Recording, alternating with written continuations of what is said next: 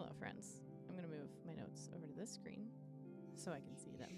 Hi, good evening, everyone. And welcome back to Against the Tides, a homebrewed campaign set on the continent of Wildmount in the world of Exandria. I'm joined today in every session by our wonderful group of players. Let's kick it off with a round of introductions, starting with Sarah. Hi, I'm Osarix Franco. I play Kelby Sparkspinner, the Forest Gnome Druid Bard, which is very good. Passing it over to Chum. All right. I am Chum. I go by Chum Nation, and I will be playing Anders Oberyn. He is a monk rogue, and I'll reveal a little bit later how special of a rogue he is. Stay tuned. Ty?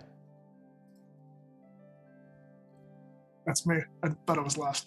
Hi, I'm Ty, Tyrant. You can find me on Twitter at Dr. Tyrant. I am playing Mistwin Iron Fist, the Dwarven Paladin, and I am very happy with my very large beard. On to Saint. Me too. Hi, I'm DM of Saint, and I play Turley Remington, a life cleric, turtle tourist. Hey, Ash. Hi, that's me. Hi, I'm Ash. I am here to help guide these fun, beautiful people through this story. So let's get into a recap, shall we? That cool? That cool with y'all? All right, let's do it. Yes. Last we left off, our party confronted yet another collection of lost souls at the entrance to the hidden conclave of those that remain. Yet this time, they were aided by the sudden appearance of Nikolai, the leader of the conclave. One gravity-defying battle later, the group convened in Nikolai's office to learn about the mission they'd been unwillingly recruited for. The Divine Gate, completely sealed and entirely throttling the abilities of those with heavenly abilities, can potentially be reopened with a concentrated energy gathered from a collection of powerful amulets. Just like the amulet that was found in the ruins of Draconia. 4 more like amulets must be gathered to have enough power to reopen the gate. And the next one lies in the Lushgut Forest to the northwest. Nikolai pleaded for the group to help with their amulet recovery program to help reopen the gate and therefore restore balance to the world. The group ultimately decided to help. Therefore, they were given a gate stone to return back to the ruins after their trek out to gather the next amulet. They decided to first head to Erosa to gather supplies and means of travel, up and around the barrier of the mountains between them and their next destination. Now, we find our party on the road, having begun walking for a couple hours now. Most walking, Mistwin on his valiant steed. What is their name again? It is Fergus. Fergus. Yes, of course. Fergus. I love it. I love that Kelby's the one that remembered that. Well, you often remember the things that terrify you. Absolutely. I did make a note in all caps. Mm-hmm.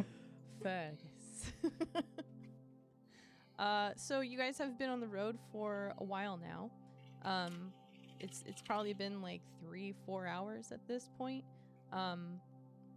You guys are welcome to chat about anything you would like at this point. You have several days of travel ahead of you.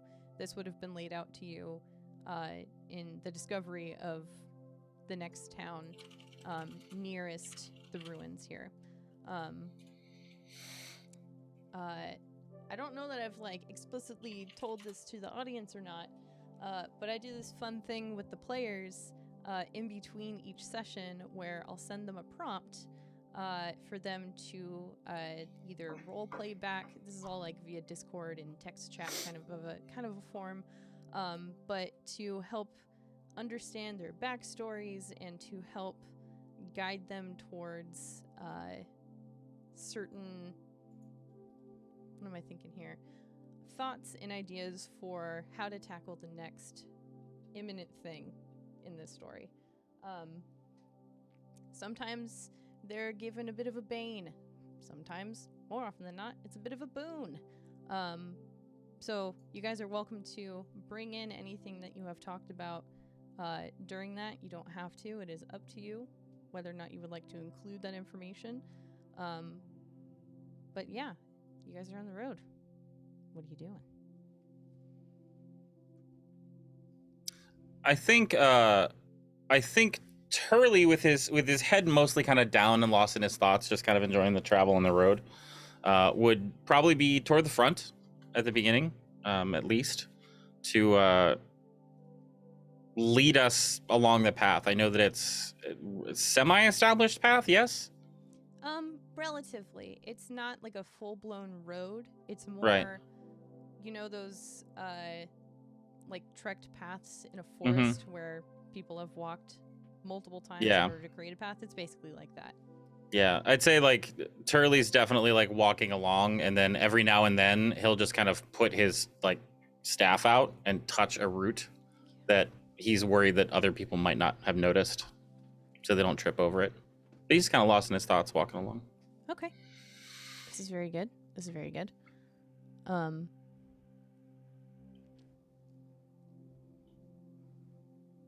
Is there anything that Turley might be looking out for during said travels, or is it mostly just keeping to those thoughts?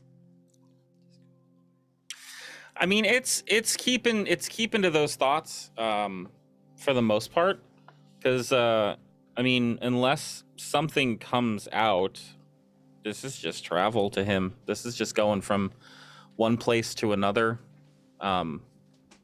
I mean, if something happens, he's probably gonna engage with it, like with the party or otherwise. But he's just walking along. Okay. What about everyone else? What are y'all doing?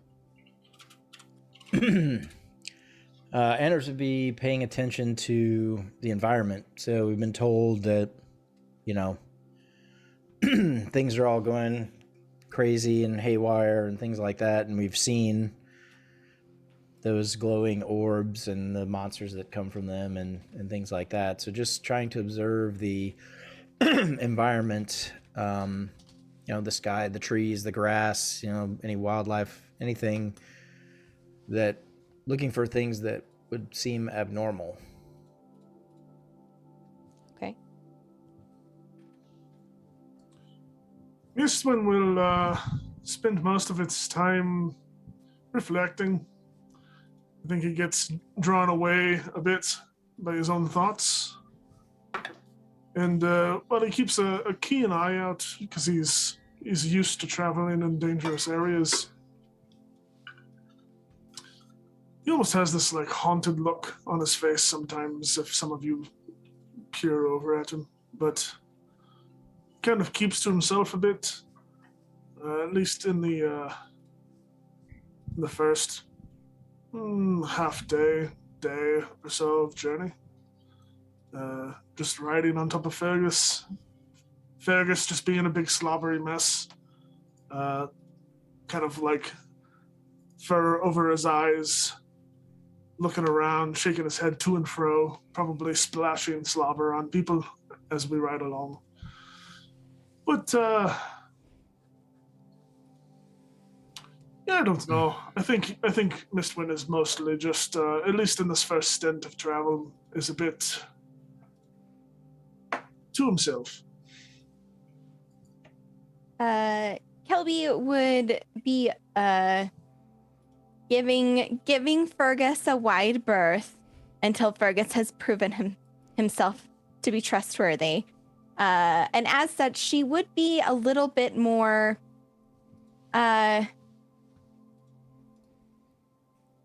I would say, like, wound up, a little more high energy, like, okay, and we've got this over here, and like kind of always checking her stuff over and over again, and like kind of moving back and forth between her packs.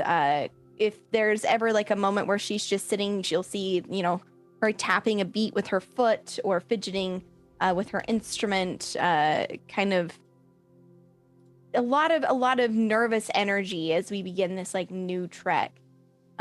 She'd also be working on her music.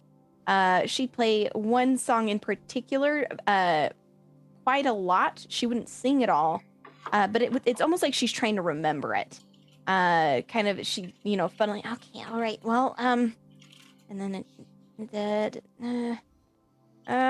no, and kind of like more quick to be frustrated as she kind of moves around the different campsites that they set.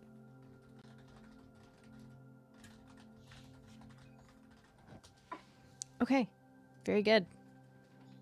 Turley has paid a little bit of attention to Kelby and just how Kelby's following along. More than normal, like checking in. That's it. Is it something she would like notice? That's up to you. Yeah, no, it is. I just checked my passives. Kelby is infinitely more perceptive than any of my other characters that I play. So rolling check for me. You would probably see him like smirk a little bit once or twice. Charlie, Yeah. why are you smirking like that? I just noticed something, and every time I look back, it's true. What do you mean? It's funny. What do you It's about mean? you. It's nothing. What? It's about you. It's fine. What? Charlie, you can't say that it's about me and then say that it's nothing and that it's fine. What are you talking about? It's Is there something in my teeth? no. Oh. There's nothing in your teeth. Okay. Well, And What is it? Miss Wynn, can you keep your animal under control? Fergus, please. Listen, Kelby, it's fine. Don't worry about it. Just let it go. oh yeah. Okay. Yeah, I will super duper. Why can't you just tell me? All right. And Turley will kind of like pull you back from the group, but still traveling along to talk with you. Mhm. All right, Kelby. This is gonna be a hard conversation for me. Why?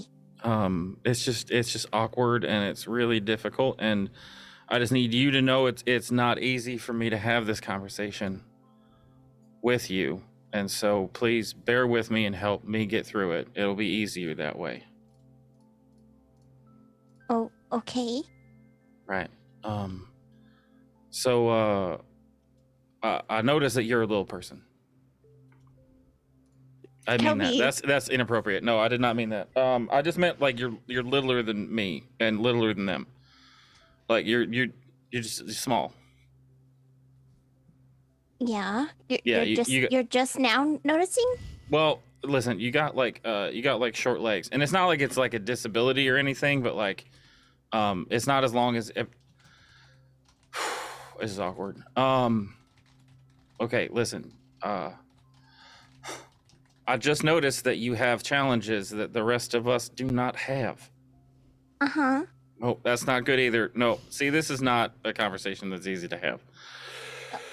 Just say what you're trying to say there, Turley, about my short legs and how they don't go very far, and how well- I could walk 500 miles and you would get there faster. Yeah, but listen, but your feet are moving so fast. What? Well, okay, listen. It's funny. So I don't know if you noticed, but I have a limp, right? And so I don't walk that fast. My legs don't move fast. Yeah. Right. Well, if you look ahead there, them, you see how they're both walking exactly in stride together? Yeah. Like left foot, right foot, left foot, right foot, left foot, Yeah. right foot. And then I look at you and it's left, right, left, right, left, right, left, right, left, right, left, right. Well, And then I yeah. look at me and it's left, right, left, right, left, right. See, it's all Yeah. it's like a rhythm thing. Uh-huh. It's just funny to look back and watch your little feet going. And if you ever need help with that, I do know some ways, some like accommodations that can help with this particular difficulty you have. I'm not saying it's a wrong thing or a bad thing or that you need to fix. It's not like I'm not saying. I'm listening, Turley. And I'm hearing what you're saying. What I'm hearing you say is, you think I can't go fast? Oh no, you can. Oh, that's not it. No, you can go real fast. I was just saying I could help you keep up with everyone else a little bit easier if that was something you were interested in. Oh, you can help me keep up. Yes. Can you suggest to me how you would do that, Turley? Yeah, it's actually it's something that I had to learn for myself. You would need to learn the reverse of it because, well, your feet go fast, mine go slow. So you would have to do a little bit of a reverse. It's kind of like walking with rhythm kind of situation.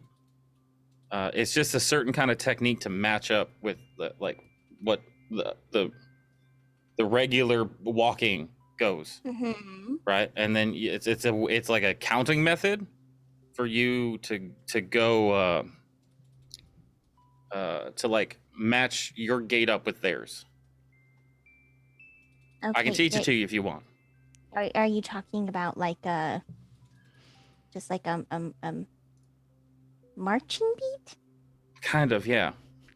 Yeah. So above the table, can I teach it to you?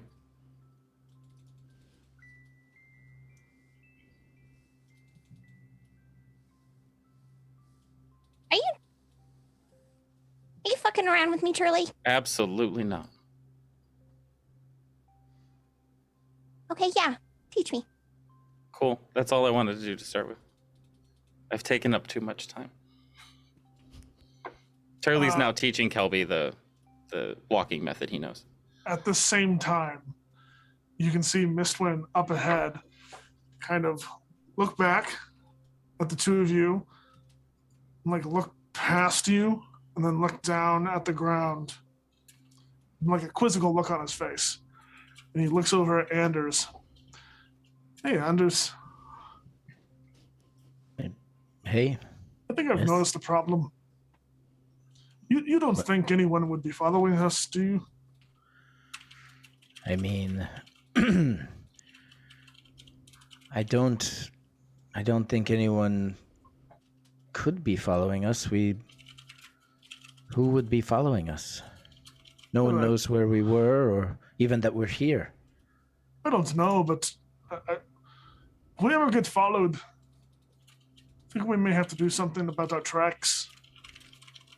We have some of the most distinctive looking tracks of us as a group I've ever seen. You might have a point there.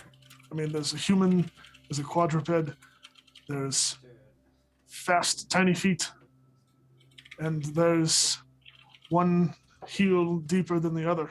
So, yes. Well, maybe it will be more difficult when we get off the main path. Actually, it should be more difficult while we're on the main path. If it's well traveled, then it'd be hard to distinguish us from anyone else, I would think. perhaps. I mean, we're not on a main path right now, are we, Ash? It's more of a. True. Is it? It's more of like a side road type thing. Yeah, more or Kinda. less. I also haven't like really described the area that you're in. It's mostly hilly. There are like some patches of trees, but it's mostly open. It's not entirely flat.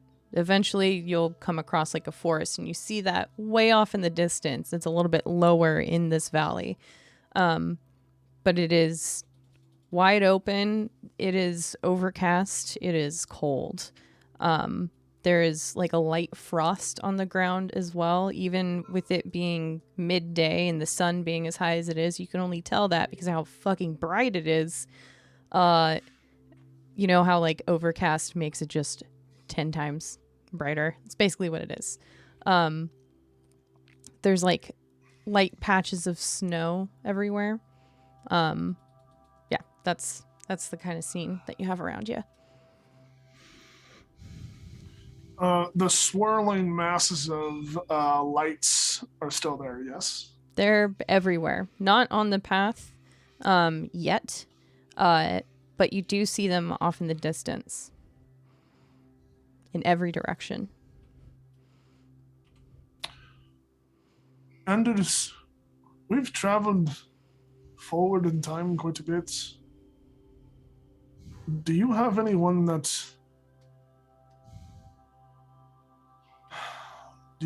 close to you that was older in years?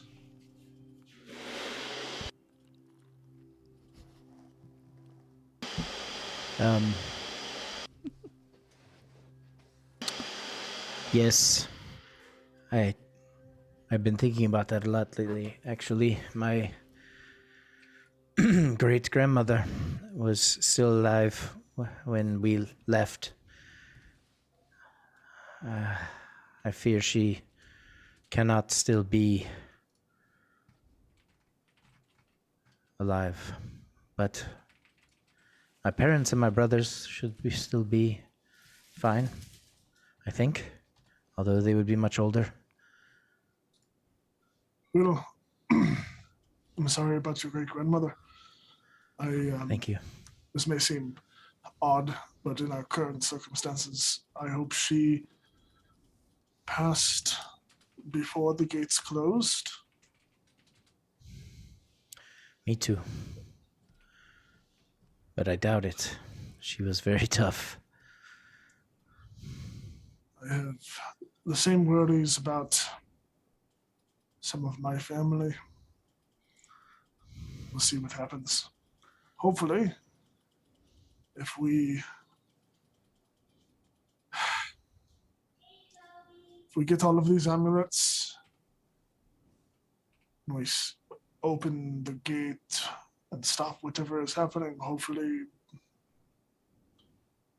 we can go back home. But if not, maybe all of these souls will get to go where they need to go.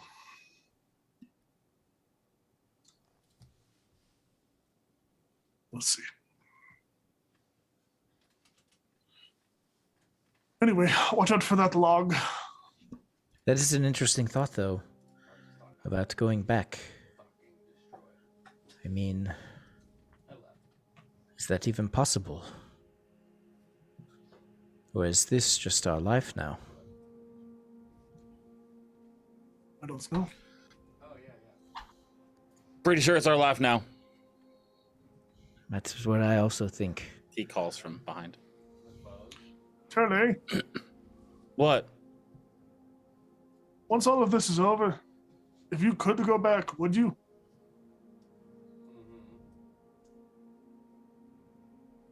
Well, now that that's a circumstance I haven't considered. I don't know. I wanted to when this started. I suppose we have a lot of time to think about that before it could be a possibility. So Yeah. The other thing is, will we have a choice? Yeah. Those are both really good questions. Oh yeah, like 4 times. Consider my mind thoroughly fucked. I don't know. Why? I just will it not. even be? Will it even be the same? I mean, what if this place needs us more than where we came from? Well, we won't know till we get there. I agree, but will it be such an easy choice to just go back? well, there's another question. If this is the future of where we came from, if we put everything back together here and just go back in time, does that mean we're going to have to live through it all again? That was kind of my point to begin with. I don't know that will even be an option. I mean, if we could turn back time. If we could find a way. Yeah. Yes. Yeah. I mean, I don't see the point in worrying about it, really. We're here to help. And until we help, who really knows what's next? right?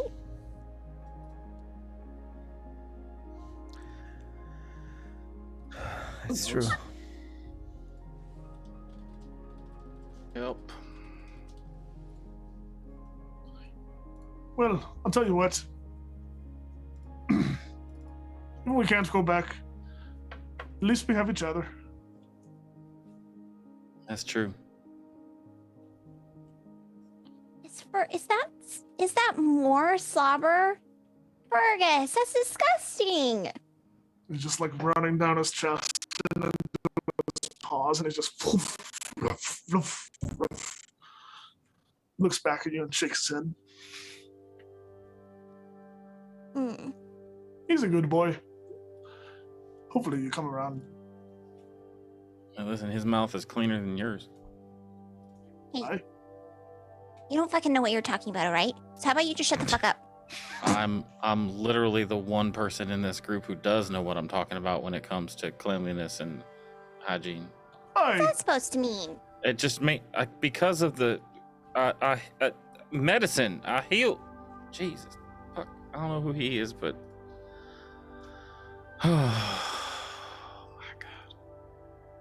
I just meant he's just never mind. I'm done. I'm sorry, Turley. I'm just a little nervous. I'm Listen. sorry. I shouldn't have yelled. Listen, just because you've traveled all over the place doesn't mean you're more cultured than all of us. You're definitely more cultured than me. It has nothing to do with that. It has to do with the like infections and disease and cleanliness. Right. You have to culture the bacteria and you carry them around. Right, From in all your the mouth. places That's that what you've I'm been. saying. I mean, Kelby is really fucking cultured, let's just be honest. That's true. What's that supposed to mean? Sour, curdled, maybe. Are you sure you were never a sailor? Is that like the guys that ride the boats? Yes. No, And I've they never swear done that. a lot. Oh, well, that's like not a big deal, I guess. It's I mean- not a big deal. I was just wondering. Oh no, that's just how all my family talks. I see. That explains a lot. Did anyone else just get a real strong urge to go visit Kelby's family? Yes. Right after we're done with Okay. this, that's where we're going. I know, Kelby, I know. Yeah. After this. Or before, whatever the case may be. Yeah. Well, one step at a time. First we have to go to Yolosa. Then we get to go see my family. So Yes. hopefully, maybe. Speaking of steps, you're fucking the whole thing up, Kelby. Well, I thought you said it was like 1, 2, 3. 1, 2. No, that's too much. That's too much rhythm. Kelby will stop in the middle of the road and just hold her hands out. I don't know what you expect me to do with that. Listen. Just shake it out. Shake your body out. Shake it out. There you go. Perfect. Okay. Now, just try to loosen up and walk without rhythm, because your body naturally wants to keep matching their rhythm. You have to fight that first. It's the first step in learning the calm.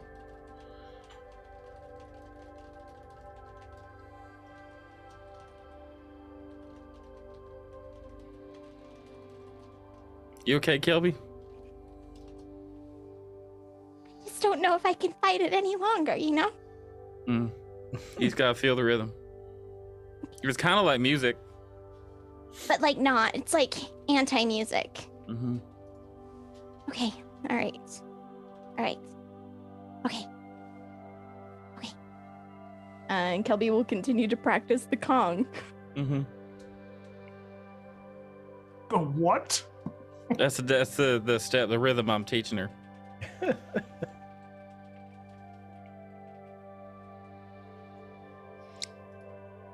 It's a 4 count, not a 3. Well, it's like a weird. Oh wait, listen.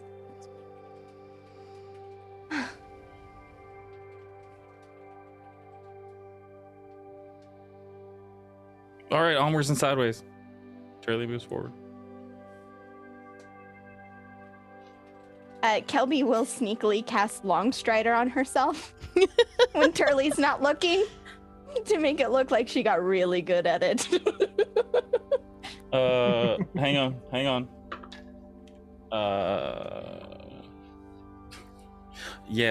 My morals check failed. I would like to try to, but GM, I'd like to cast Bane on Kelby. You didn't see. I said I did sneaky. Well, what was your stealth check? Oh shit! Oh, never mind. I didn't see it. I got a 3. No, I got a 13. I got a 13. It wasn't much Nope. better. That's I what's didn't up. see it. That's what's up. Damn, you figured it out fast. But you will notice that she is still walking with rhythm. Like it's like a little skip hop. Mm-hmm. And she's like, I'm doing it, right? Yeah. Yep. Don't fight it. Just keep on trying. You can do that, Colin.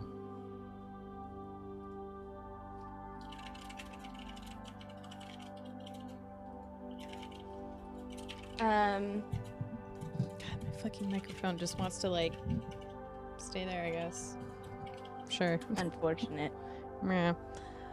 Okay. So y'all are continuing on in your journey here, correct? Yes. Tight. So son of a stay there, please. You cool? No? I'll just hold it. It's a stage mic after all. Here we go. The first day passes relatively quickly. If there's anything else that you would like to do on your first day as you're setting up for camp, you are welcome to intervene and bring that along. It is now significantly colder. About as cold as it was down in the ruins. It was fairly well insulated down there, but now being out in the open, and it being more or less winter at this point, it is cold. So whatever you need to do to secure yourselves, to help conserve heat and not freeze to death, is what we're gonna have to have happen, is what I'm trying to say. Anders, you wanted to do something, I know. If you would like to do that. Oh, okay. So as we're it would be after we set up the camp. So are we going through like how we're provisioning ourselves, or we're just assuming that happened? We can just assume that happens. Okay. So, as we're, sitting down, eating some provisions or whatever, Anders goes, into his bag, and anyone that's paying attention would see him kind of take a step back, sort of, sitting as much as you can take a step back while sitting, looking in a bag. But he's clearly surprised about something, and he reaches down into the bag, and he pulls out a smaller leather satchel, and as he turns it over, there's a buckle on the front, and it is glowing purple. And he just sits there holding it for a second, and kind of says to himself, I guess it is time. And he will. What is that, Anders? It is a rite of passage in my order. I was told I would know when to use it, and I guess this is what they meant. A rite of passage? Like a birthday? I guess, in a manner of speaking. Each monk in my order must do this. I've never witnessed it. It is a private thing, but it is usually done on one's pilgrimage, such as I am on, but I did not know it would be so soon. And he'll touch the buckle, and it just unlatches. He opens it up, and inside he'll take out 3 crystals, just sort of plain-looking, clear crystals, and a sheet of parchment. Are they glowing too? No, they're just they're inert. So he opens up the parchment and starts reading, and he folds it up, puts it back in the satchel, and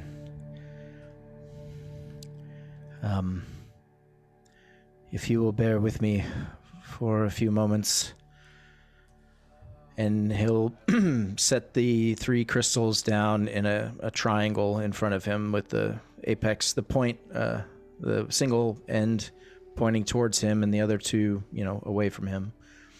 And then, as you've seen him do many times at this point, he will reach under his cloak and unsheath his short swords.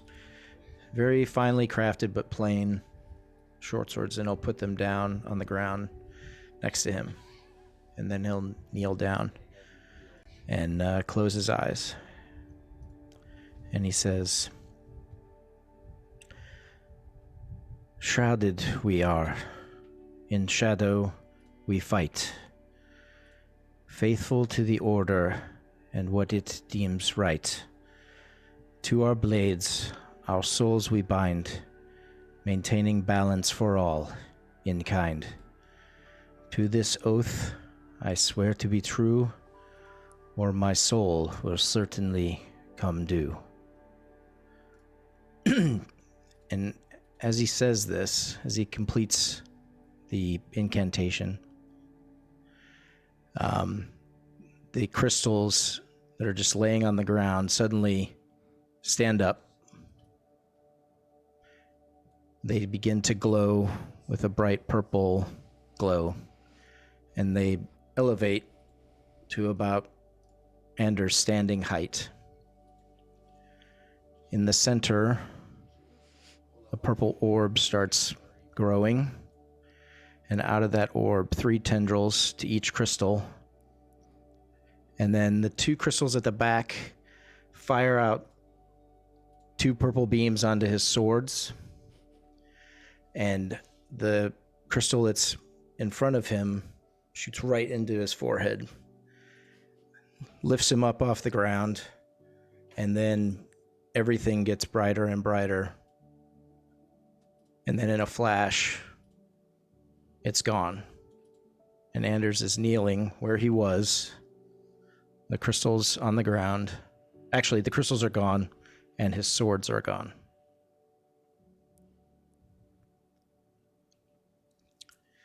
And Anders opened his eyes and says, "I don't think I did it right. Nothing happened." So during that time, I literally touched everyone that I could next to me and cast Death Ward on the 2 of them. Kelby's eyes would have just been plates, massive, as she watched this, mouth agape, and probably as Anders ascended, she would have started to tear up, just fully transfixed. Miss Wind, were you thinking that we were going to travel through time again? Because I just saw some glowing shit happen, and that's all I could think of. What happened to my swords and the crystals? What did you take them? Is that why? No, Anders. Who taught you to do that? No one. Do what? What do you mean? The lights, the magic. Who taught you to do that? Magic. And he gets sort of a knowing look in his eye, and for a minute you would swear, if you were looking at his eyes, that you see a flash of purple energy go across them. And he holds up his hand. Passive insight 20. Passive insight 17. He holds up his hand and closes it as if he was going to grip a blade, and a shimmering purple knife appears in his hand. I guess it worked. Anders. Anders, that's Yes. amazing. And as he opens his hand, it just disappears. Anders, I have a very important question to ask you right now. I don't think vampires can do that, Turley. Are you sure? I mean, no, I'm not sure, but All right. it's pretty cool, isn't it? Oh my god. You're a wizard. You're a wizard, No. Anders. Well, maybe someday, but no, just a monk. I don't. I've never met any monk that can do that. Yeah, I've seen some shit, but I haven't seen that. It was beautiful. Thank you, I guess. Yeah, I'm not trying to downplay it at all. It's just unexpected, I guess is the right word.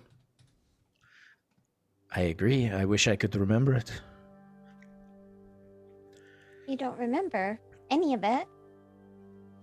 No, I said the words, and then I opened my eyes, and the crystals were gone, and my swords were gone. I guess I'm not meant to remember that, but I don't know. It worked.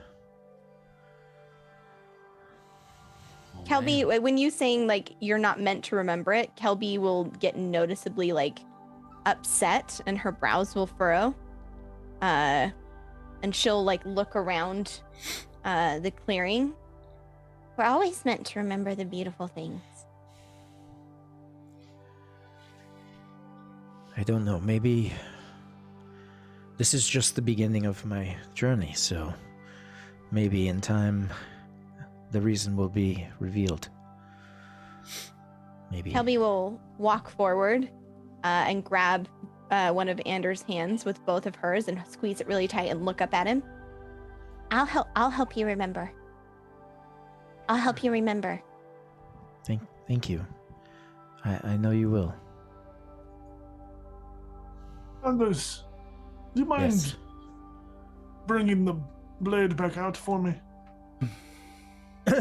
So this time he will hold up both hands, and in his right, his primary hand, the blade will appear and it will be like a short sword, and in his offhand it will be like a hooked dagger. Like a fish hook?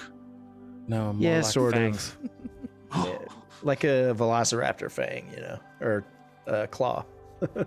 I'm casting Detect Magic. Do I get a magical energy from the blade?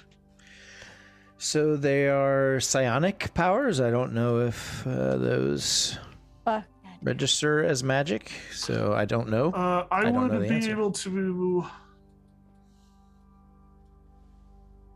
Against any visible creature or object in the area that bears magic.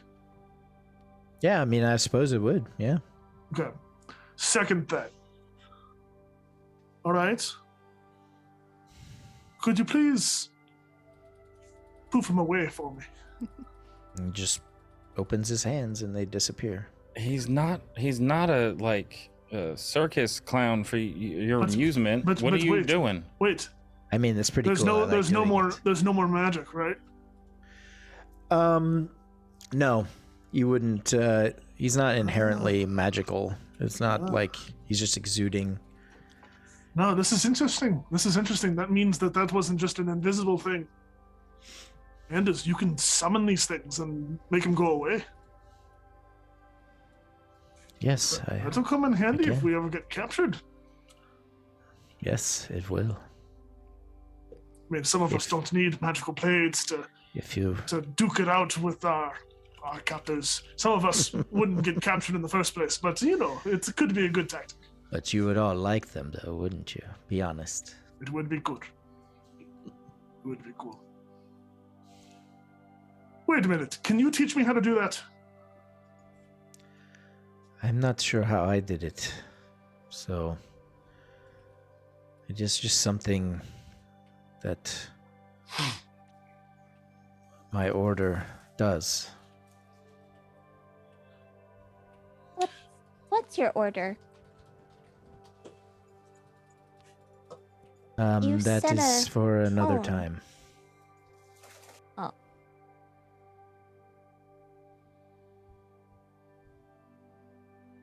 Okay. I'll keep my secret order a secret for another time then, too. Yes, same. I don't have a secret order. We were doing a thing, mister. Oh, okay. My bad. We were backing up Kelby. I only keep my secret order too. Yeah. It's in my We got your heart. back. We got your back. Speaking of cast detect magic, any other magical signatures in the area? Including my faithful companions who may have magical items on them? Within this 30-foot radius from you, no, there's nothing else in the area. I You have mean, like, nothing our magical on me. Yeah, me either. Chum, do you have any other magical things on you? You're muted. You're still muted. God dang it. There you I go. have a luck stone, a stone of good luck. But that's it. Is that something we knew about? Probably not. Okay, well, I wouldn't know it's a luck stone, but I just get like a magical ping off of you still. Yeah, it's under his, it's like on his, belt. Yeah. It's under his robes. Right. What are you staring at, Miss Wynn? I'm just taking in the sights. Well, learn something new about your friends every day. Are you staring at? Not what you're staring at. Are you looking at my neck? I'm not looking at any part of you. Charlie, you can't keep looking at people's necks. It's weird. I saw him lick his lips when he looked at your neck, too. Charlie, you keep asking everyone if we're vampires. Are you a vampire? I told you I won't talk about my order right now. I Listen, cast, it is not that I cast don't divine want. sense. Listen, I'm sorry if it was Kurt, but my order is very protective, and I promise someday,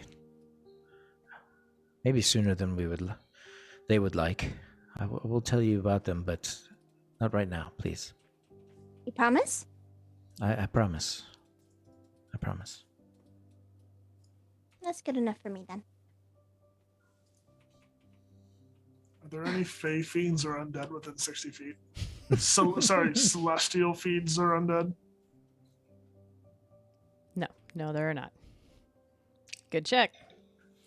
I'd like to thank you for answering it that way this time. Oh, Because the last time I was concerned. what did I say? I was near him. I'm the one that started this whole Oh. fuckery. And you, when he cast that, DM'd him the answer. And I've been wondering ever since. Oh, okay. That's funny. You sneaky person. Kelby's going to, with the moment kind of past, go over to her instrument and kind of get settled in. Okay. All right. Try and remember. Okay. And she's going to sit down and continue to try and pluck out the tune. It's not complicated. Just like 3 or 4 chords, maybe. Mostly finger plucking. But she'll try and kind of stuttering, trying to like remember. Every once in a while humming a soft melody alongside of it. they'll just kind of stay with it.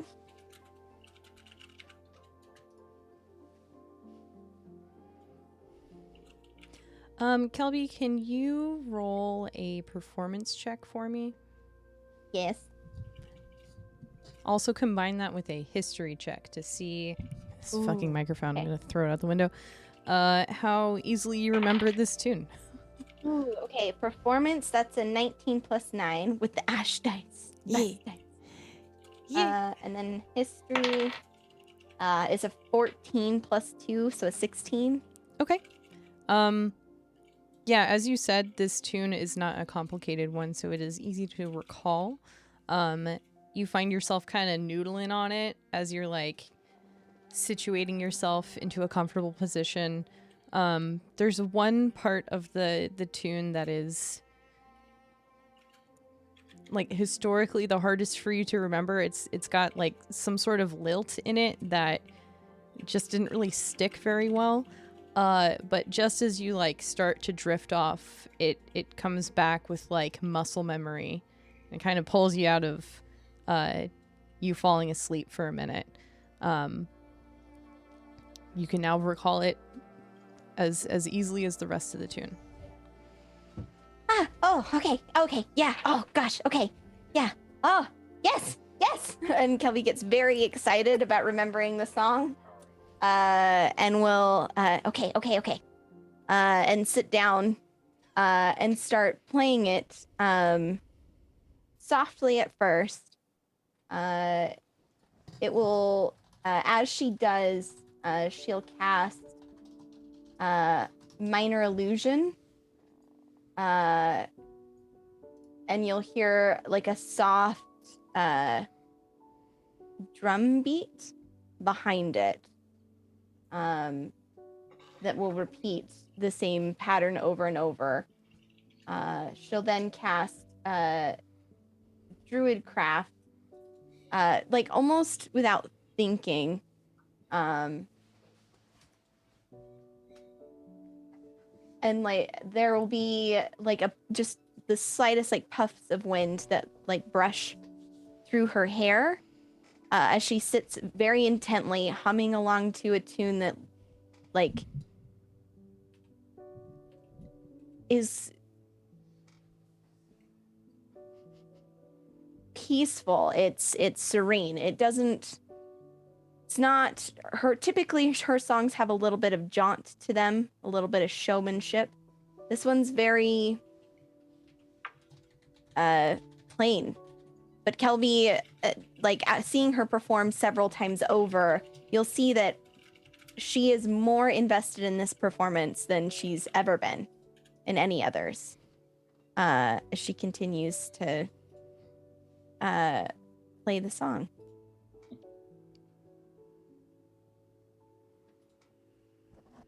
Your boon would come into effect at this point, just so you know. Perfect. Let me remind myself. So I want to make sure I flavor it right. Yeah. As she plays, you'll kind of like watch her as she sits with her in her moment, and you'll feel like, you know, when you're watching something that like whether it's just someone who's doing something that they love, something that they're passionate about, and you just kind of like get that like warm feeling in your chest of like, damn, dude. You'll start to get that feeling. And as you do, eventually you'll hear like a soft, that breeze that she has kind of going around her. You'll start to hear it like wind through massive trees, rustling feathers of the birds, and it like kind of builds up around you. As you each get bardic inspiration that will last the duration of the session. And like in the background of the song, like as it kind of builds up around, you'll hear a soft laugh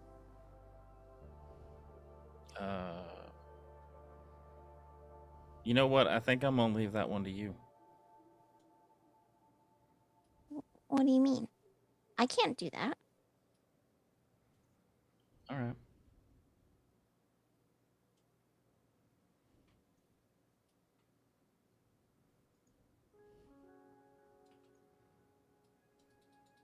So you're just gonna light up my boot and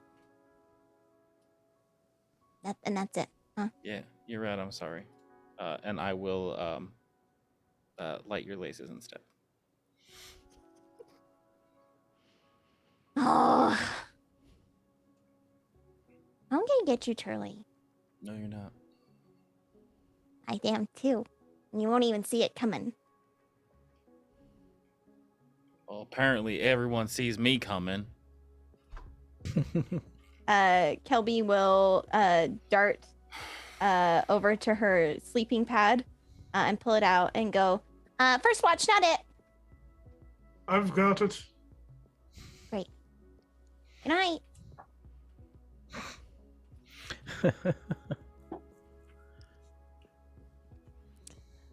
For this first night, we don't need to establish watches. It passes without any sort of hitch in anyone's ability to sleep.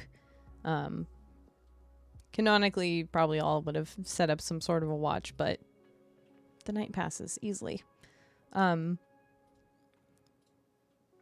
You awake the next morning. It is colder than when you went to sleep.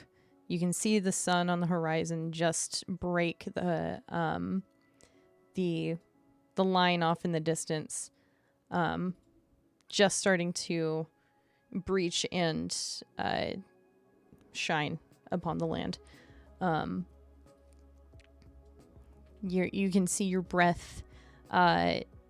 You might be like huddled against yourself, or maybe not moving too far from where you fell asleep, just because of the warmth that was left behind.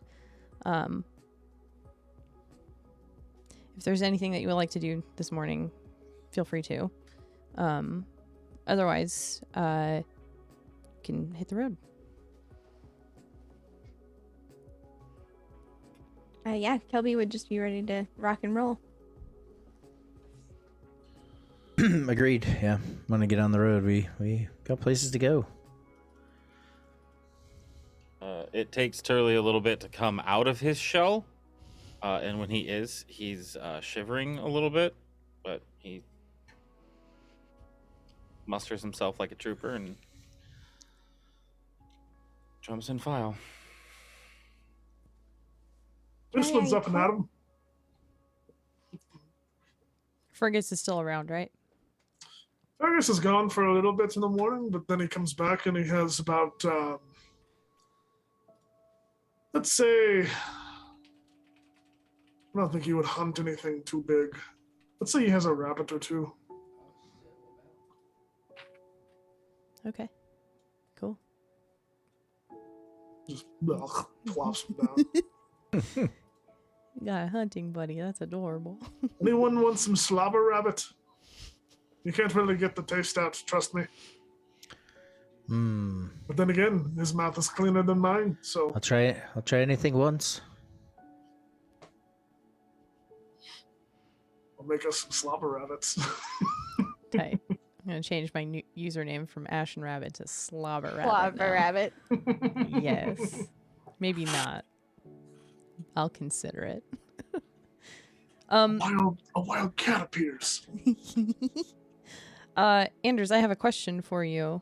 Okay. Regarding the book that you had for your ritual, I guess. Yeah, it was just a single sheet of parchment with the instructions on it. Okay. But what's your question? Was this list of instructions something that someone wrote for you before you left, or was this like something that had been handed down, perhaps? Just curious.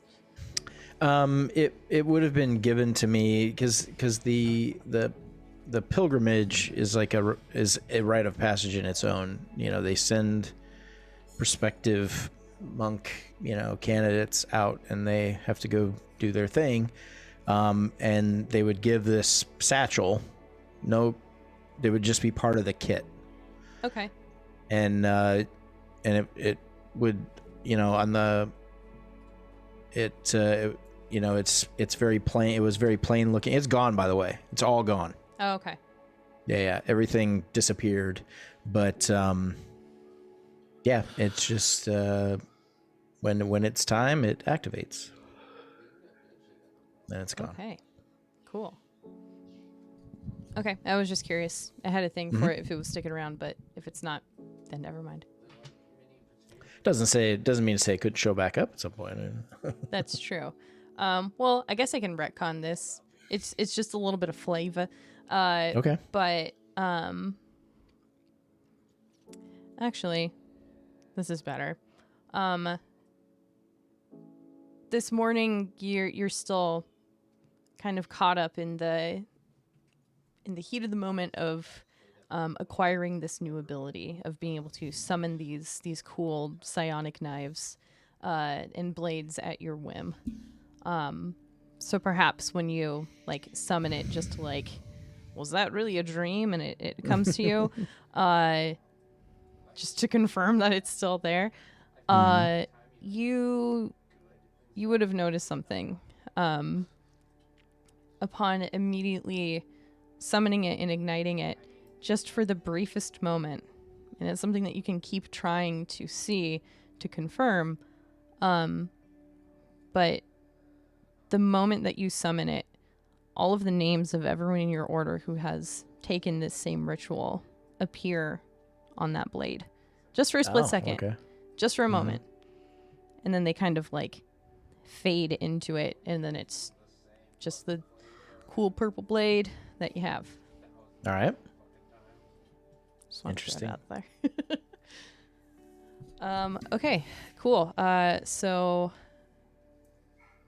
y'all have your slobber rabbits, and then gross. And then Sorry. it's fine. It's great.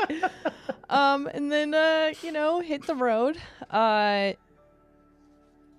Before we get into the fun new travel mechanic, which I'll explain here in just a moment, you guys are on the road for probably another 2 hours or so. So still kind of waking up, mentally begging for some coffee or some sort of caffeine to wake you up if you don't already have something like that. You see 2 people on the road coming down the road towards you.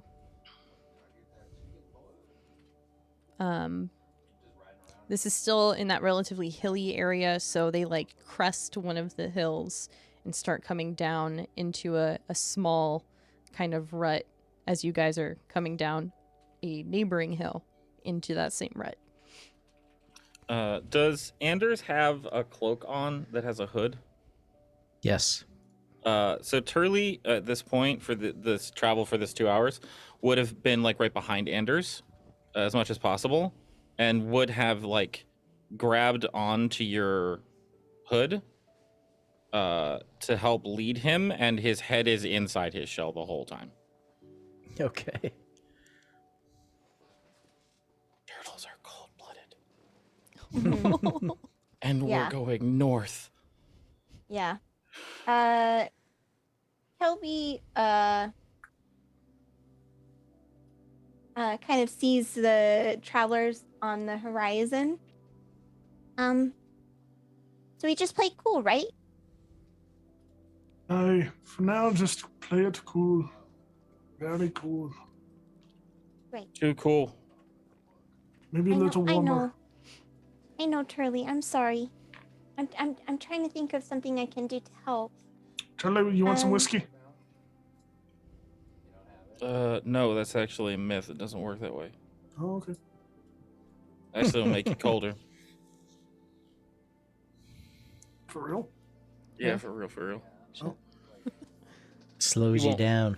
You won't feel it. It'll thin your blood out a little bit, and it'll slow down your system, which will make your body temperature go down. Is there any sort of alcohol that does make you warmer? Nope. No. What would you recommend? traveling south? No, I mean like drink wise to make you. I heard that some dogs carry these like little like casks Yeah. up in the north. Is the time when we've got people approaching the time to talk about this? Oh, I thought we were just playing at school. Oh, okay. Sorry, I didn't understand the assignment. I'm in my shell. No. There's nothing. That will do that. I don't know why they keep whiskey in that thing. I mean, it is a. Would Turley know this? Yeah.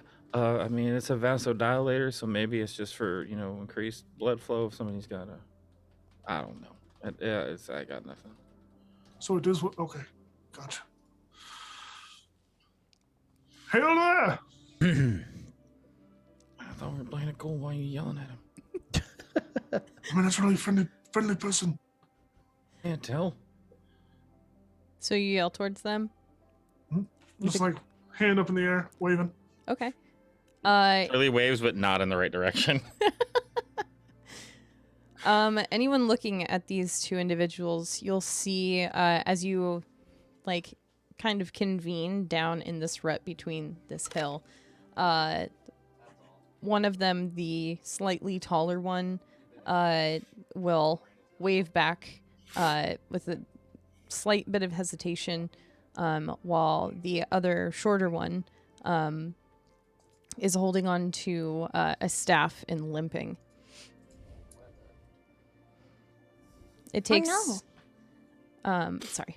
It takes another couple minutes before the two groups meet. And you see before you two elves. The taller one being male presenting. Also has a staff, but he's just kind of carrying it instead of actually using it to like walk.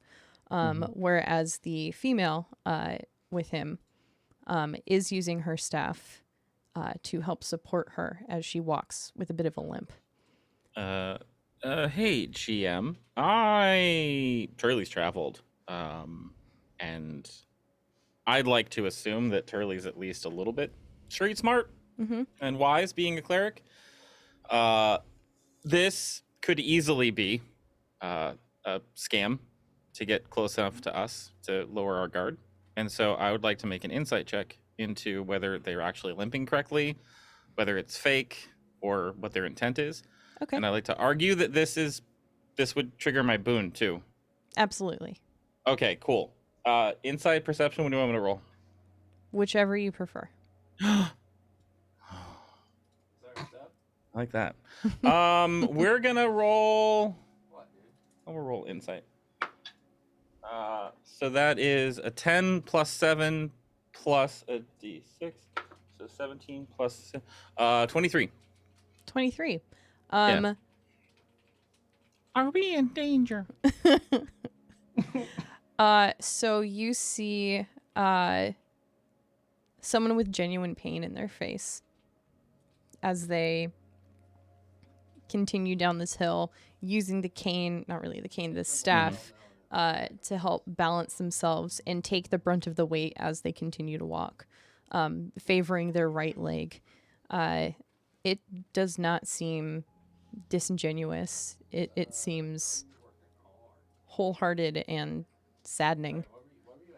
Yeah, so for that check, like Turley's eyes just came out and then clocked them both. And then as he realized that, his whole head comes out. Are you two okay? The male elf, upon, the two groups finally meeting, will put a hand to his chest and bow and say, apologies, I know you don't see many people on this path. We're looking for those that remain. We were told it was this way. Yeah. If you just keep going, you're about a day away. Do you need help? Perhaps. Sorry, I'm Elian, and he will slightly bow, and the woman will try and stand up as well as she can. There's an obvious pain and strain as she straightens herself out, and she will just very lightly nod her head. Nuelith. Can I get spelling on those GM? Absolutely, I will paste that in the good old Discord. All right, gotcha. Let's see. Elian and Nuelith. There you go. Perfect. You will see that they are wearing like acolyte garb. Very light kind of clothing, but they don't seem to be very cold. Nuelith will retain her kind of hunch stance. Turley, can you help? I can, but I have some questions. What happened? Lost souls on our way here.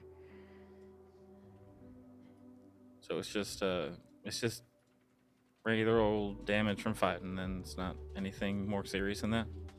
Not currently. You don't like have a disease festering in there that's gonna pop up, right? Not You say that currently, I just wonder. That's all. she'll look to her companion. No, I don't think so, right? And he will look down at her. No. It's okay. It was just, it was a close call. We're okay. Nikolai found us and told us to come this way. Yeah. Let me see what I can do. If that's okay with you. Absolutely. And Elian will kind of step away and like gesture in a good faith measure of have at it. And Nuelith will kind of set herself down on the ground to just sit and rest for a moment. Yeah. Hey, if you want to like take a break here, we'll make sure you're protected. Can we like stop for a couple minutes and take care of them? Does anybody have any objections to that? No, by all means. No, do your thing, Alright. Turley. How bad do they look? Elian looks fine.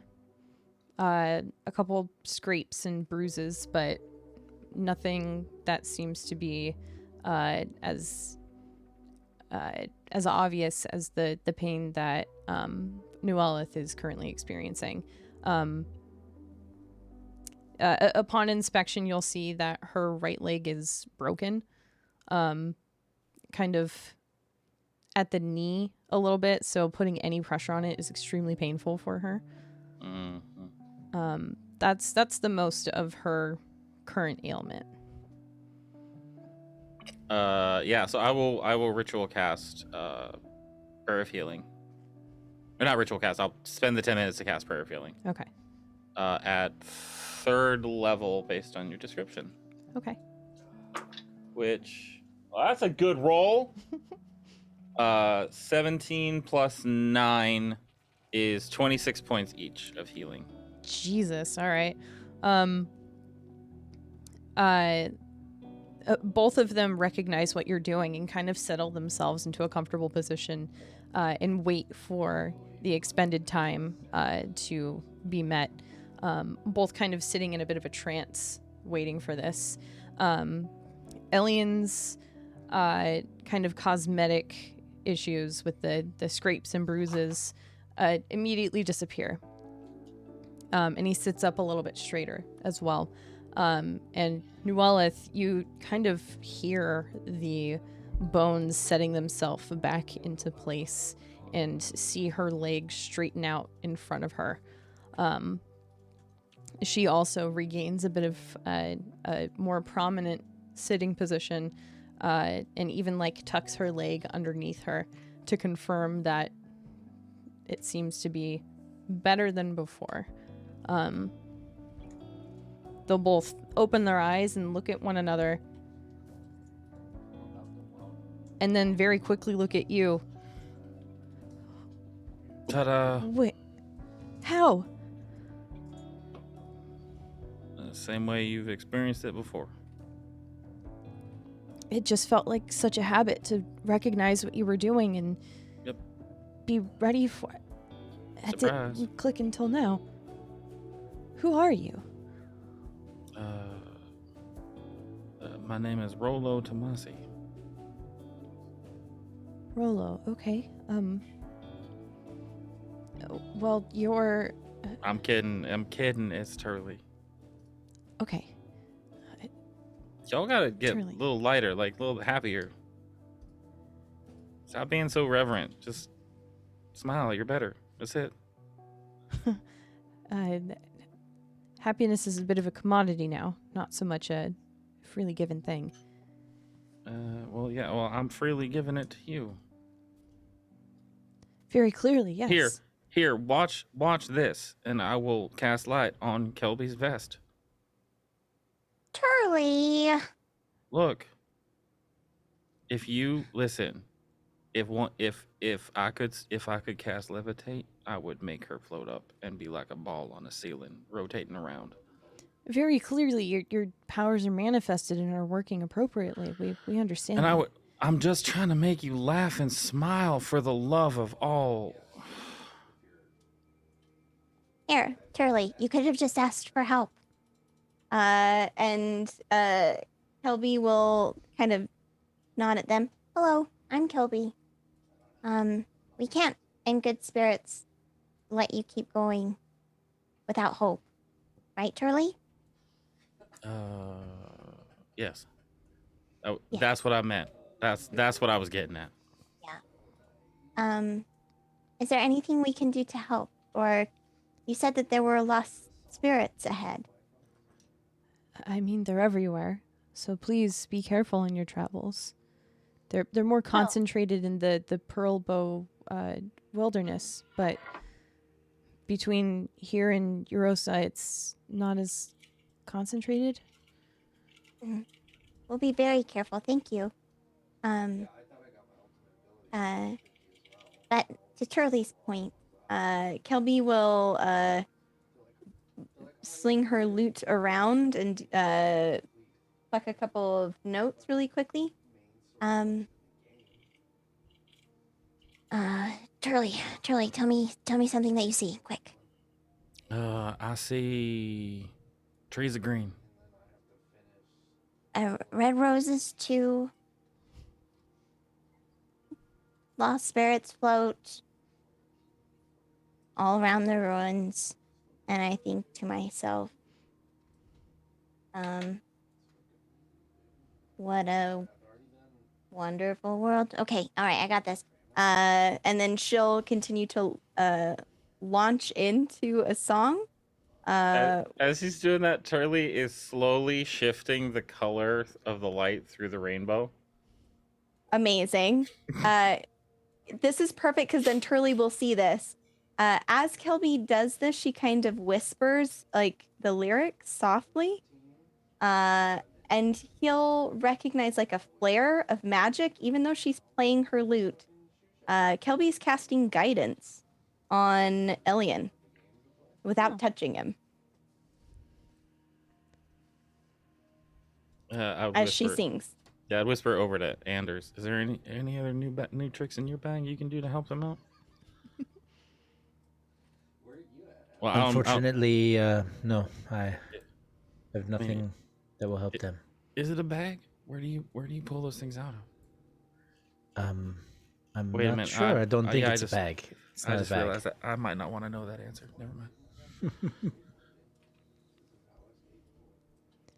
mind. You perform this tune even as lightly as you do, and these two are enraptured by what you're doing, and had already started to kind of lighten themselves a bit as Turley tried to make them laugh. You could see their kind of walls crumbling a bit, as it were.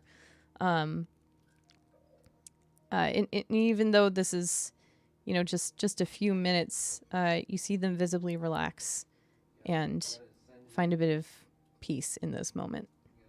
Kelby will kind of find her stride and will finish out the song with a final stanza. I see fields of green and those that remain, and even though things aren't quite the same, together we have such a wonderful world. As she finishes it out, Kelby only plays songs she writes, bud.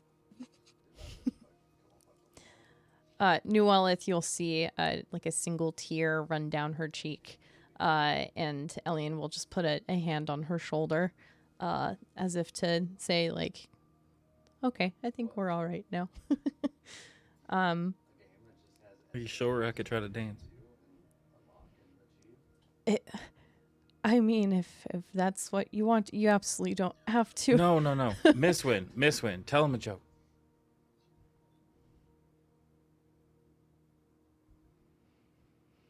I don't have any jokes on me. I'm sorry. Isn't that hilarious? Don't tell him. I can give you one thing though. Oh. You see this thing? You see my big friend here?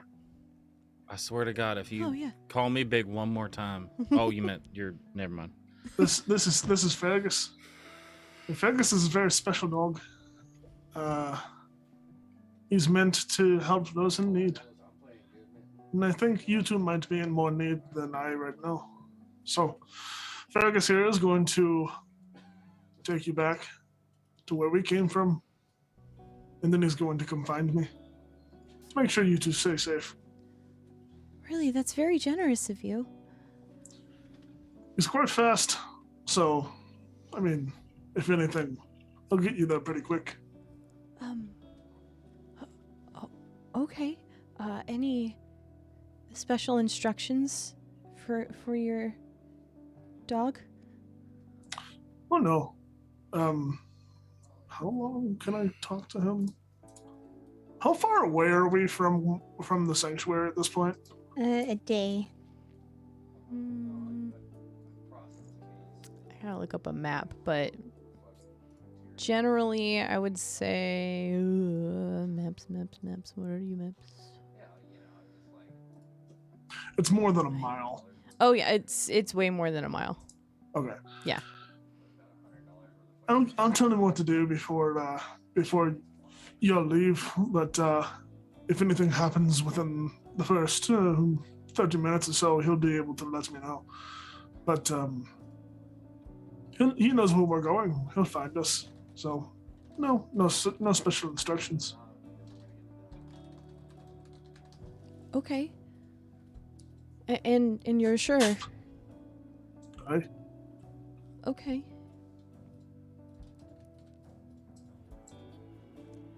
And all right. in a bow towards them, in Elvish, Mistwin will bow and say, "May the Dawnfather guide your way." You will see them kind of shocked at your ability to speak their language. They will both bow back towards you and reply, "May Sehanin guide you on your way." And Mistwin will just do like a formal like greeting farewell. He'll just like bring his two fingers up to his lips, forehead, and then back down to his chest and turn away. Turley will look back and forth between this exchange, not knowing the language. I mean, knowing, I'm assuming he would know it was Elven because he's been in cities. Oh yeah, 100%. And then would say something to them in Aquan. I DM'd you what I say, and then afterwards, seeing the hand thing, he will go like this.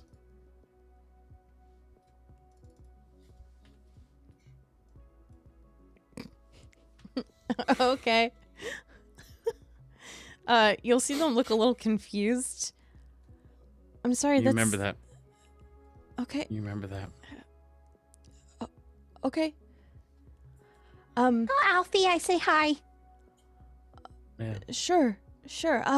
Just so you know, we stopped through Eros on the way here, and we found a couple more potential followers for the conclave.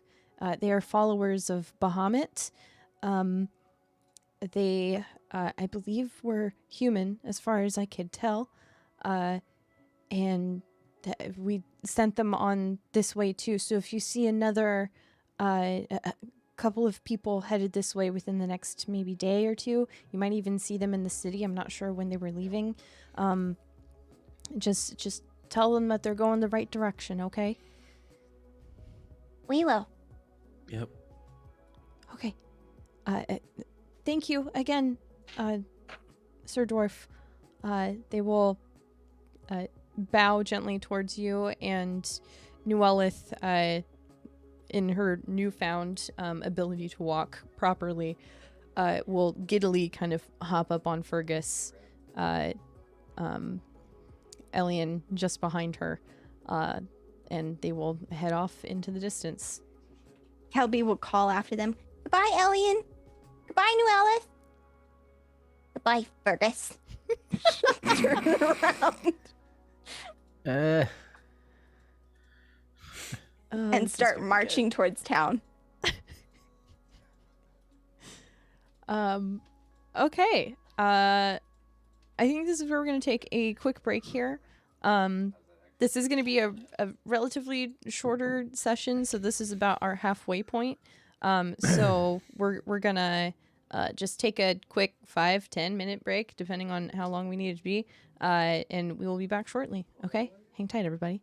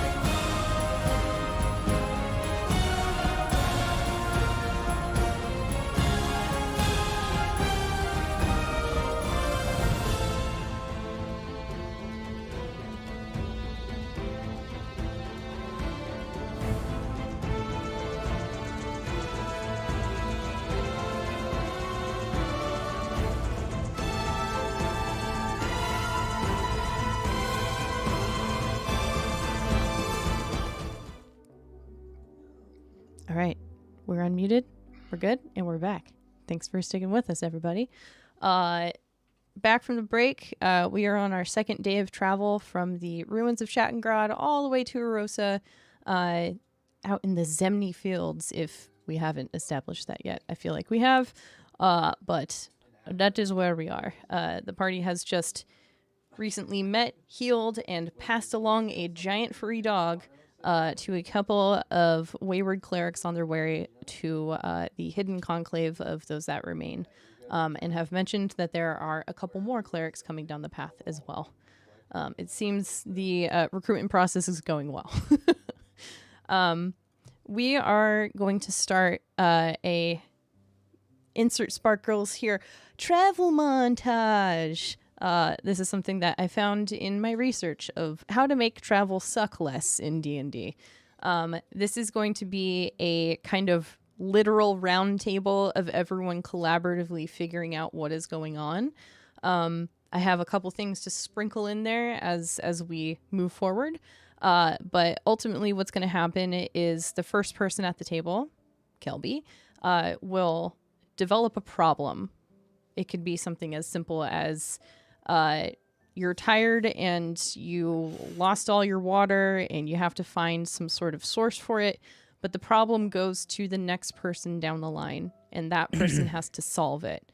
Once it's solved, they create an additional problem to then move to the next person, and so on until the entire table has been able to create a problem and solve one. Generally, we can do this for one round table per day. We have at least 2 more days worth of travel ahead of you, including the one that you have. Depending on how things go, it could be 3 days. Who knows? So we can go around the table as many times as we need to, or if everyone collectively agrees, we can make this one big thing for the rest of travel. It's up to you. So we're going to start with Sarah here. Dearest Kelby, what is the problem that you encounter that Anders has to solve?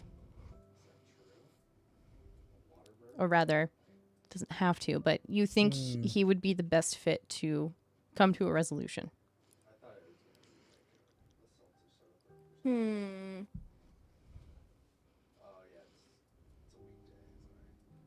This is a good question. I know it's a little tricky. It's very open-ended. Okay, here's what it is. As we travel along, we reach a point in the road where it looks like the road has kind of flooded a bit. Like it's real. It's like there are a couple of like loose boards kind of floating in the mud, sort of a deal. But as Kelby kind of steps forward to like kind of test it, she puts her leg down and it just like up to her knee before she kind of backs out. So we've got like a good stretch of maybe like 30 feet of road that is just completely washed out, super duper muddy, but seemingly has a couple of points throughout that have maybe sturdy footing. And Kelby will kind of like dance back and go, Okay, well, and like looking up and down, it looks like there was like almost like a flash flood that like kind of stretches down. So going around it doesn't immediately seem to be a solution. I see.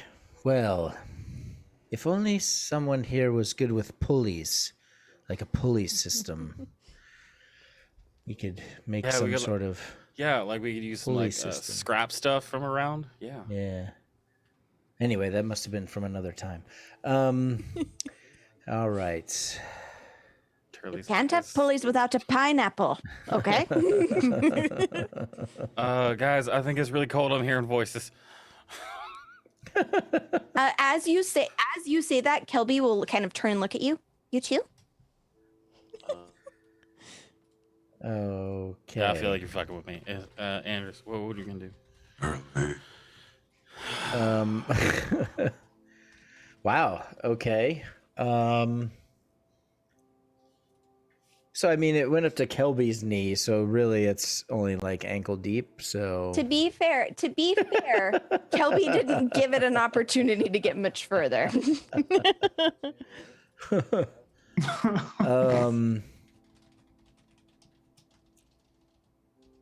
Yeah, well, I'd say that Turley can definitely swim. Now I can take Kelby up on my shoulders, and we'll see if we can make it across. How tall is Mistwin? How wide is it? 30. It's a She said 30 it's foot. 30 feet. Ooh, 30 feet. That's too far for me. Can I quickly interject with something? Very Very quick. Yeah, absolutely. I forgot to mention this. The players already know about this part of this travel montage mechanic, but I failed to explain this to the audience. There are no skill checks. There's no expended spell slots for any of this. It's just assumed that it works. Or if you would like to make it not work, that is up to you. The resolution is entirely in your hands. But there's no like, okay, well, make an acrobatics check to get. There's nothing like that. It's just part of the whole shindig. All right, that's all I wanted to say. Anders, can I swim? You cannot swim. No. Yes. Us dwarven folk, especially of the mountain build, we sink. All right. Well, I think if all we really need is an anchor on the other side. So if Turley or I could get across, we could tie a rope, and then you could just pull yourself across. Yes. Or you could just hold on to me while I swim across. Also, I realized I was muted. Did you suggest caulking the Turley and fording the river? No, I said you could swim. Yeah, but I hate swimming. Regardless, y'all can just But you're hold a on. turtle. Yeah, I float. I float. Okay. Regardless, we can all, if y'all aren't gonna mind getting wet, we can get across easy. I don't want to get wet. I'll get cold. Well, I mean, I don't see any way that we are not getting wet. Just stay on top of Turley's shell. You should be fine. Well, see that well, it'll be my stomach, not my shell, because I'll be floating on my back to give you guys something to hold on to. But wait, Because if the other way, Turley you're gonna brings slip down. If Turley brings Kelby across first and leaves Anders and Mistwin on the other side, You Anders two are is gonna eat each to other. Yeah. That's a good point. Wait, what? Uh-huh. Yep. I think he just called you a chicken. Me. Yeah, so I mean, I can swim, so Whatever plan you like, Anders, I'm fine with it. I was just thinking that a rope would make things, if you're floating downstream, is it rushing or is it just flat? It's like water came through and like it's like set. So it's not like water, it's like mud. Like it's not just like a river slogging. okay. Yeah, it's like slogging through 30 feet of indeterminate depth mud. Like swimming is Okay. probably possible, but it'd be more like just kind of So like it's flopping not, through it's it. not like a raging flash flood river. It's okay. Turley gets on his back and is kind of like trying to swim through it then. I don't think this is gonna work. Even better that we should get the rope across, yes?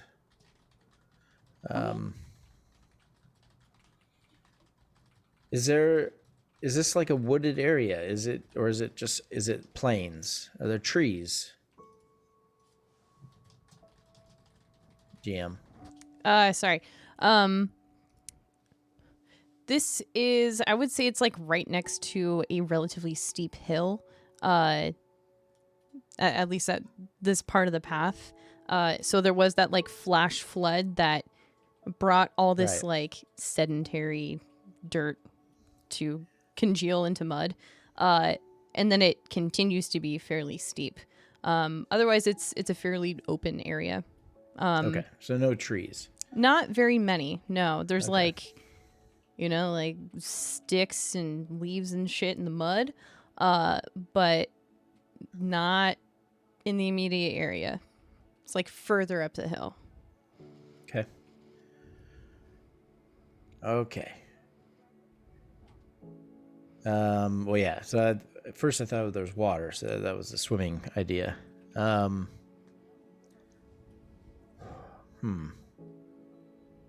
Curly comes up and puts his hand on your shoulder and says, "Yeah, I don't think it's gonna work."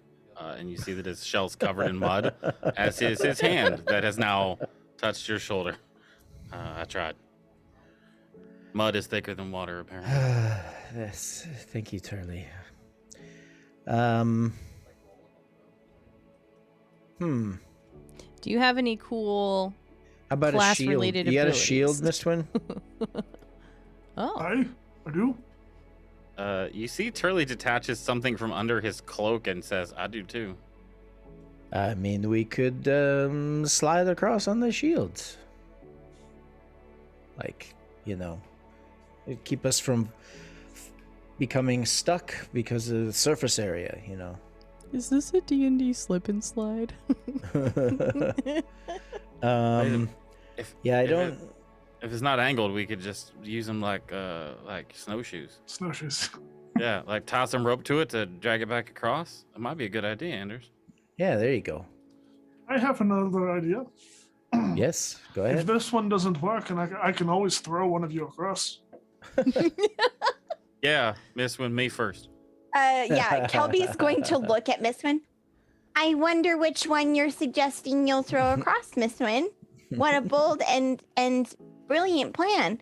Perhaps it will be the turtle or yeah, the human. No, hang on, Kelby. And I'd step in front of Kelby and be like, no, Miss Win, throw me. Kelby's gonna kind of like walk over and playfully like kick, like not actually kick Turley, but kind of thump her foot against his ankle. Seriously, throw her. And I could throw any of you. The problem is, how are you going to get me across? On your shield. Just gonna pull me? Yes. Okay. You're saying you can throw me 30 feet. Who wants to get thrown? I already told you, I do. I would like to see this too. I will go first. Okay. Dwarf shot put, ready, go. Okay, listen. I'm listening. Is this like where you I hold have one of no- my feet and then you go? I don't know Jump? I don't know how to calculate throwing distance, but I can lift a lot. Due to the nature of how this travel montage thing kind of works, I'm gonna go on athletics. yeah, you still don't have to roll at all. You can if you want to. There's no rolls. There's no rolls. Yeah, but like we're gonna let fate see if they land in the mud or not. Oh, I gotcha. Okay, this is fair.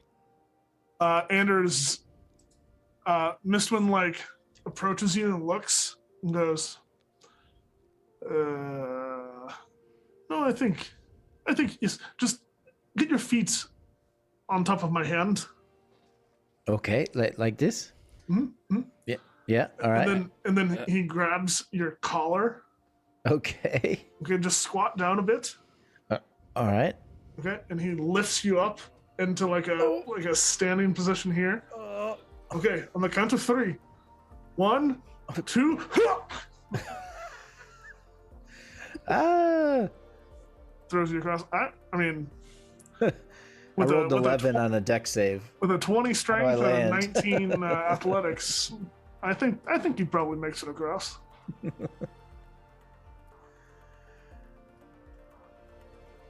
Yeah, all right. I land and kind of fall on my ass a little bit. Like, well, it worked. But I don't think we need to Are you throw fucking anyone shitting else. me right now? Did I you don't. just? I don't think we need to throw anyone else. We get the shields. You and Miss Wynn get on the shield. I'll throw a rope, pull you across.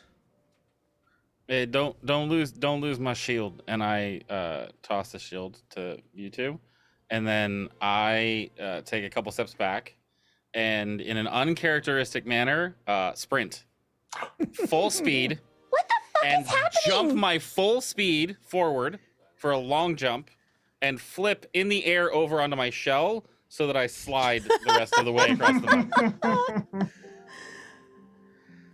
Yes.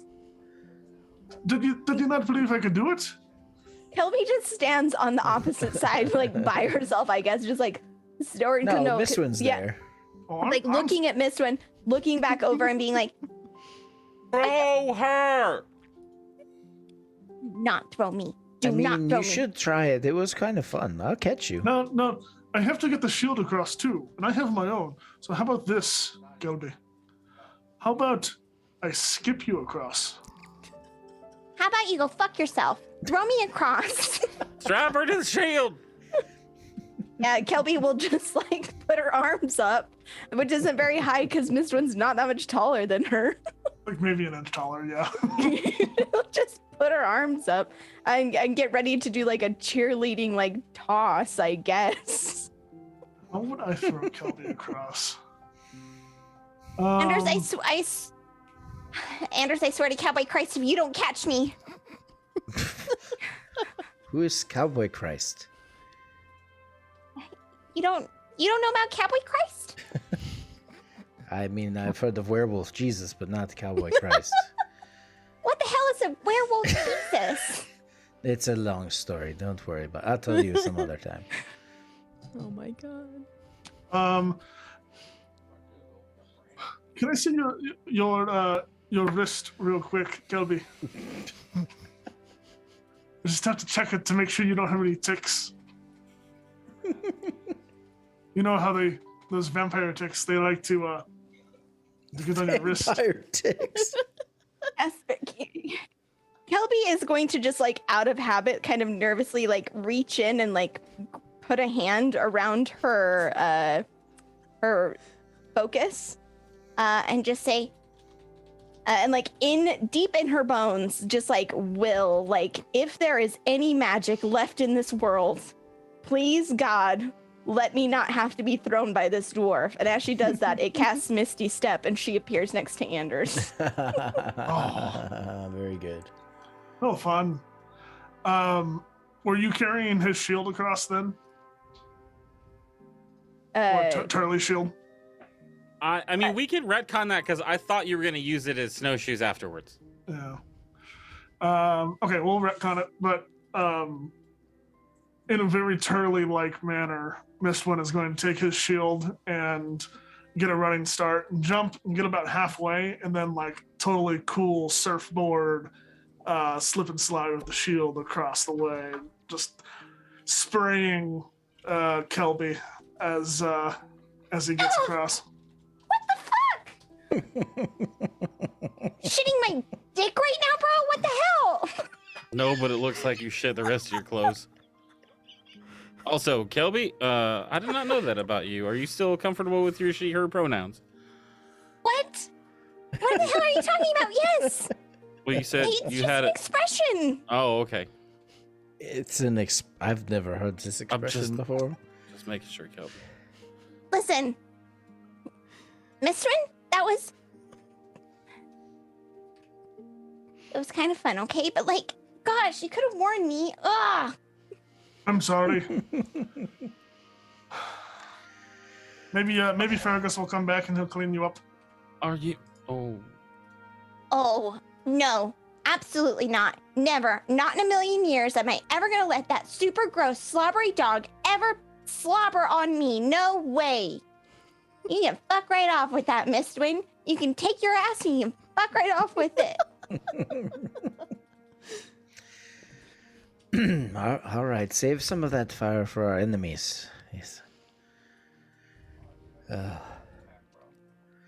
Well, Ah. I hope we get to town soon so we can clean up a bit. No. We have days. Yeah, Yes. this mud's a little colder than I thought it was going to be. That's what I was saying. Ooh. I literally It's did all not right. hear those words come out of your mouth. Kelby's gonna go over and like kind of glare back and put her hands out and cast druid craft on the ground on a small little campfire just big enough for Kelby. It's gonna like burst from the ground and she's gonna like hover over it and try to like get warm for a second while we're like kind of carrying on. I cast Sacred Flame on the mud to explode your fire. You. What? How could you? Easily. It's a cantrip. It's cast Sacred Fire. He cast it again.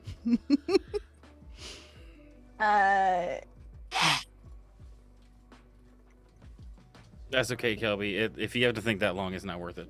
No, I was no, we're fine. Kelby will kind of yelp and jump to the side and tug on her clothes. You better be careful, Shirley. You never know what lurks in the night. And who can talk to it.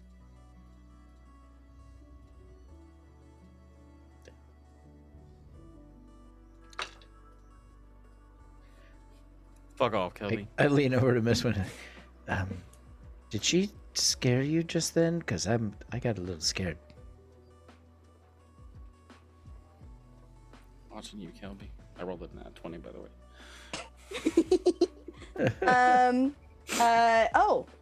Here we go. Nat 20.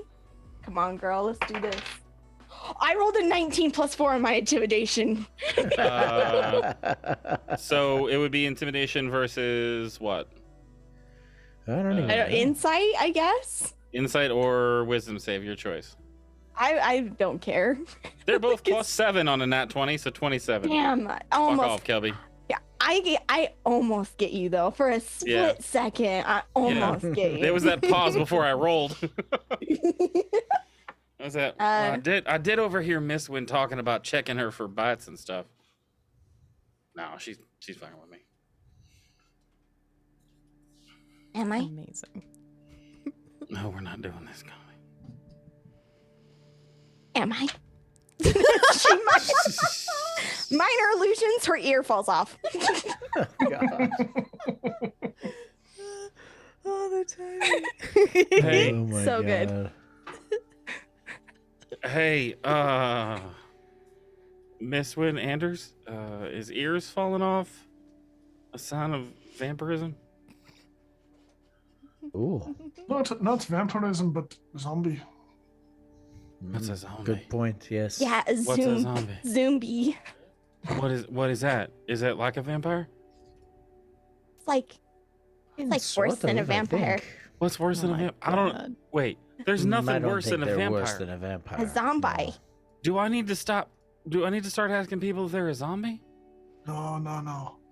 They There won't is be able something- to answer you. There is something worse than a vampire. Two What the f- vampires. Giraffes. Giraffes. What the fuck is a giraffe? What? Yeah. Horrifying creatures.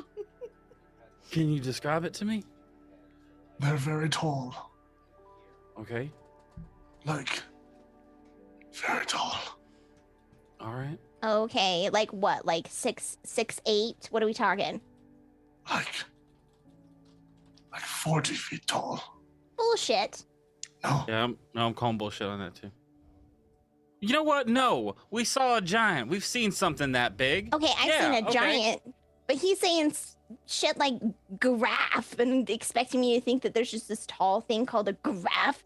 What the hell? It's giraffe. And it's Giraffe? terrifying. That's even worse. What's What, the just a terrifying? bit- Tall things. You're scared of something that's tall? They What? they have really long necks.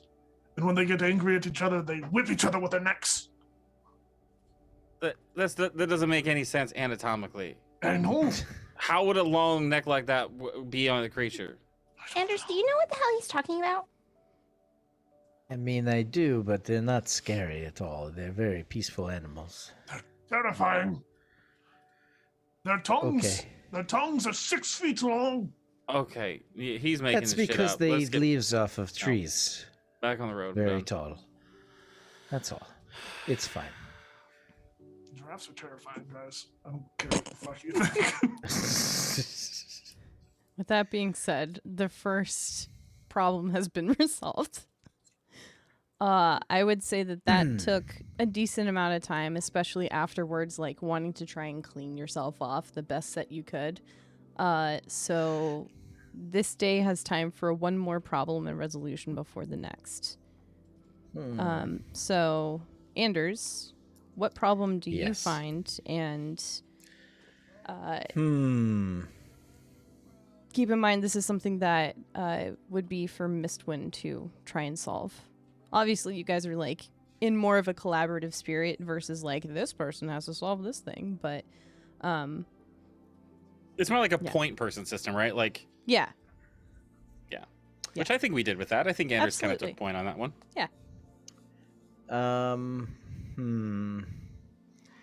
We've already had like a natural disaster type scenario, so like boulder in the path is not, or tree falling down. God, I was thinking of something, but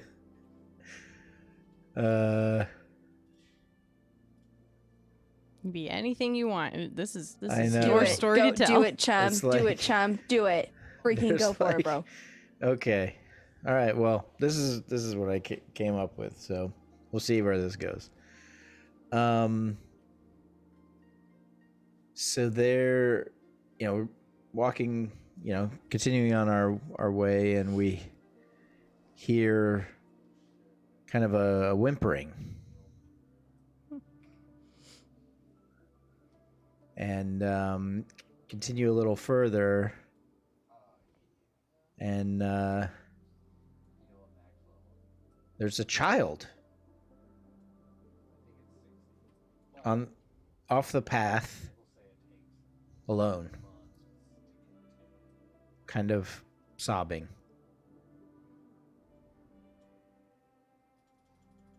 Go. That's it. Hold a moment. I think there's a child up ahead. That is not possible. What would a child be doing out here? Maybe it's one of those ghost monsters. Keep an eye out. I'm gonna slowly start approaching that, like it's a wild animal.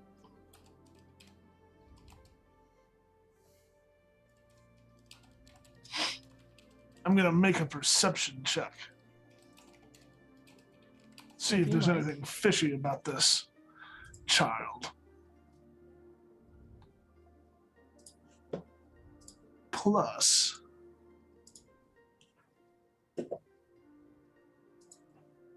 Oh shit. 21.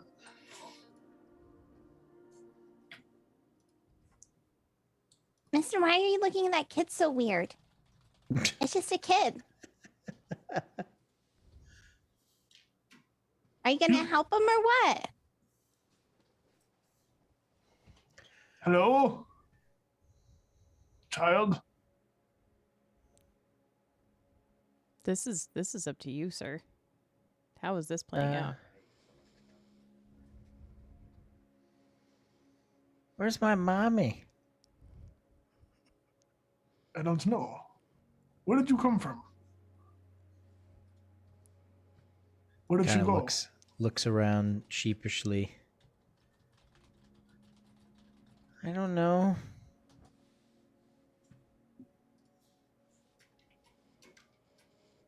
Are you hurt?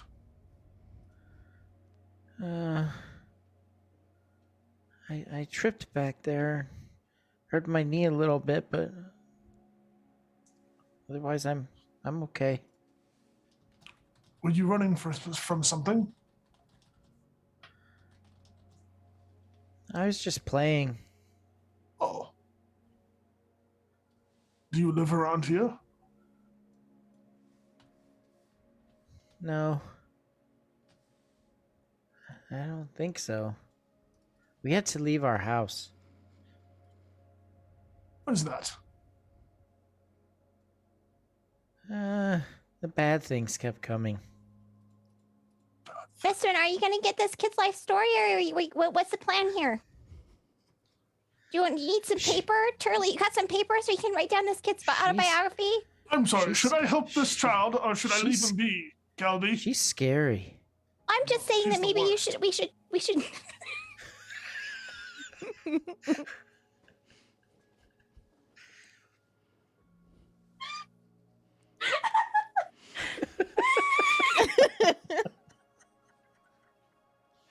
I have no paper. If you want to get the life story. I'm sorry, this is in character.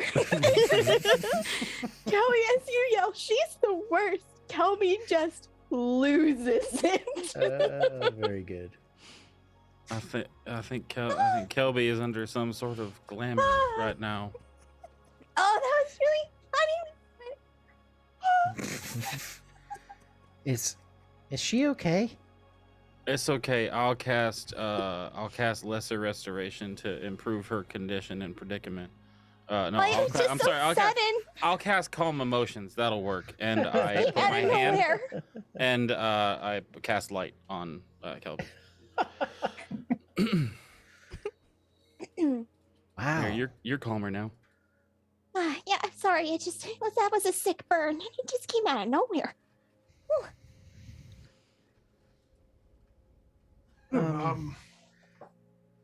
Do we need to help you find it's- your parents? No, it's fine. I'll just wait here till my parents come back. Thank you. My God, I think he's actively going through puberty right now because he was talking fine before, and now his voice is cracking. I do not want to be here for the Wait, next I phase. can help. I can help with this. Wait. With his puberty, okay. Now I'm on Kelby's side. What are you looking at that kid for?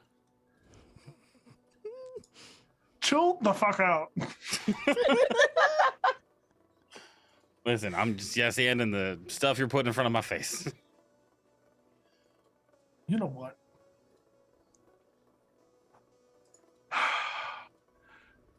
Listen, kid. This feels an awful. I'm sorry. The whole beard thing feels an awful lot like I'm fake Santa Claus right now. It's So, very good. Yeah. No. This is great. If you're going to stay here by yourself, then do you have any weapons? Anything to defend yourself?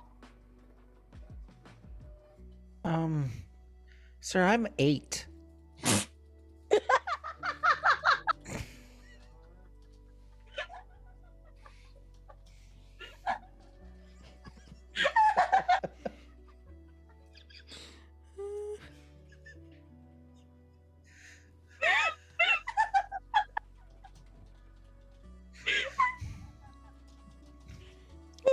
Shit. That was also in character as Kelby is now on the ground, wheezing.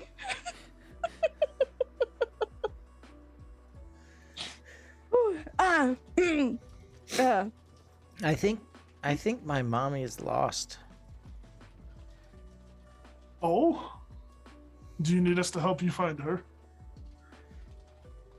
I'm not sure. All right. Is there anything else we can do for you, son?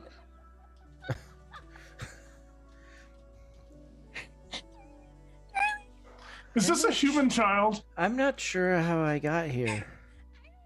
Mister's ever seen a child in his life. Turley.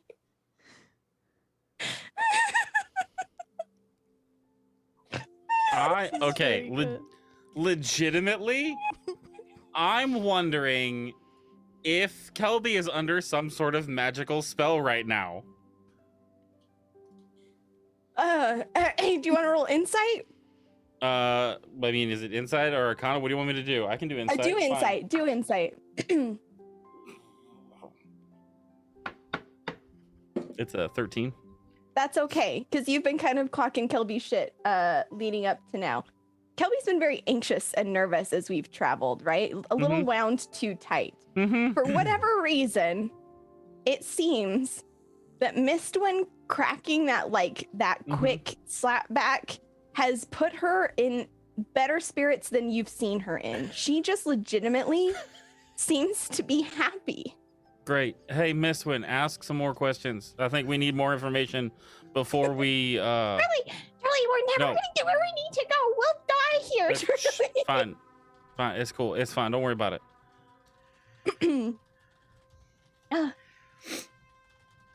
Ask if they know how to use ranged weapons or if they prefer melee.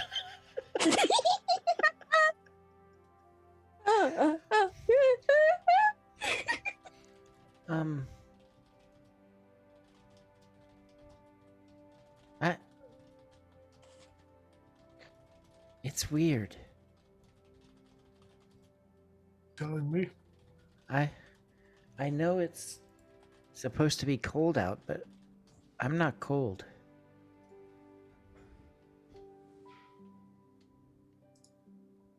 I cast Divine Sense. Remind me what that does. Celestial Fiend Undead. Yes. Which one? Undead.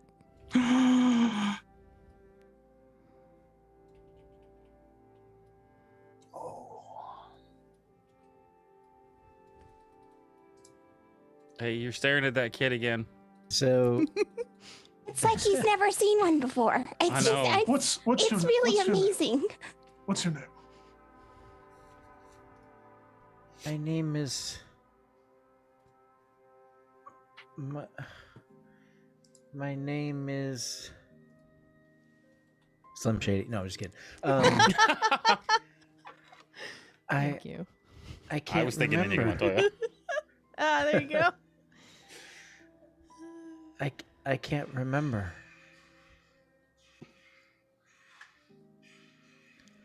Will you take me to my mommy? And so he's go ahead and you can answer that if you want first before I can help. So he's been kind of, not really like engaging eye contact and stuff. He's kind of been sitting hunched over, kind of hands folded. And then when you say you'll take him and come on, he looks up and he's extremely pale, as you might imagine. And as he stands up, you can see there is like a wound in his chest. And he will hold out his hand to you to take him back to his mommy.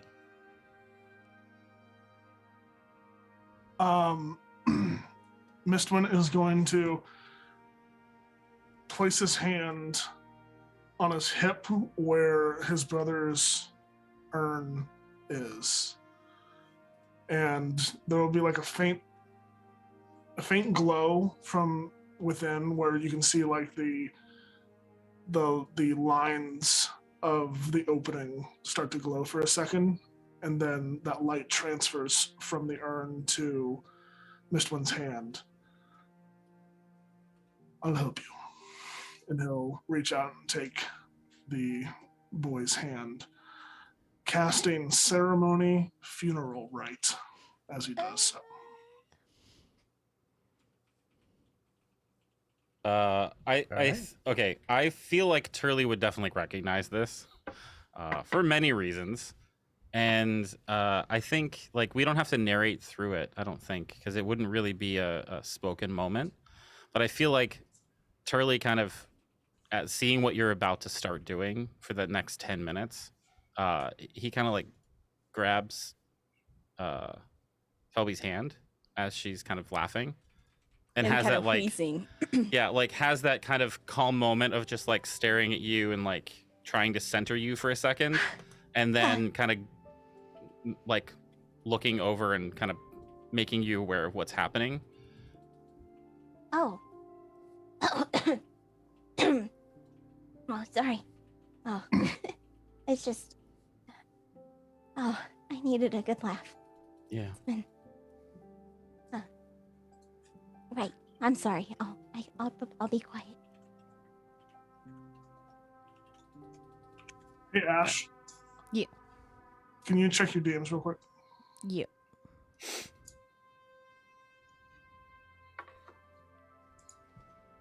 I'll just ask this out loud. Is this something that you can do? I mean, no. It's not. Is it something that he can do with my help? No. Is Just this because I would have clocked what you were doing. is this something that you as a paladin can do eventually? No. Okay.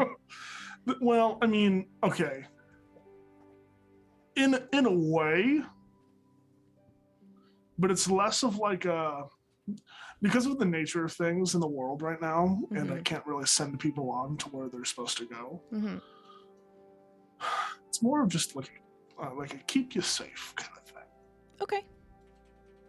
I'm okay with that. Because no, I cannot cast Soul Jar, which is an 8th level necromantic spell. Maybe one day. Maybe one day. Don't let your dreams be dreams. If I change my class. Or something like that.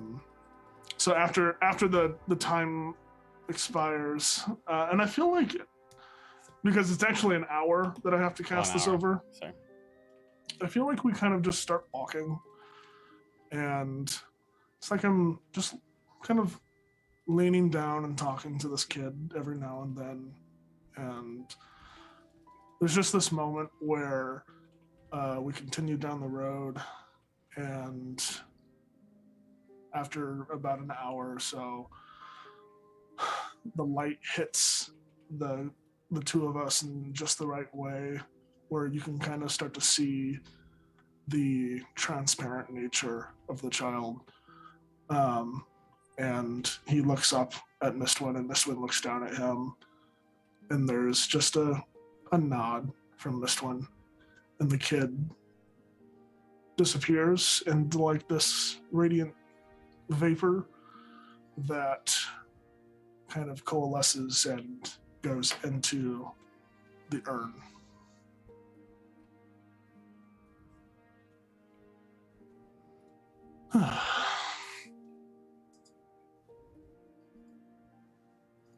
Couldn't have done it better myself. Oh, that's very kind. Hopefully, once this is all over, we can send Johnny where he needs to go. For real. I'm sorry for giving you a hard time, Mistwind. It's all right. No hard feelings. Yeah. Kelby will give Mistwind a hug. Okay. Oh.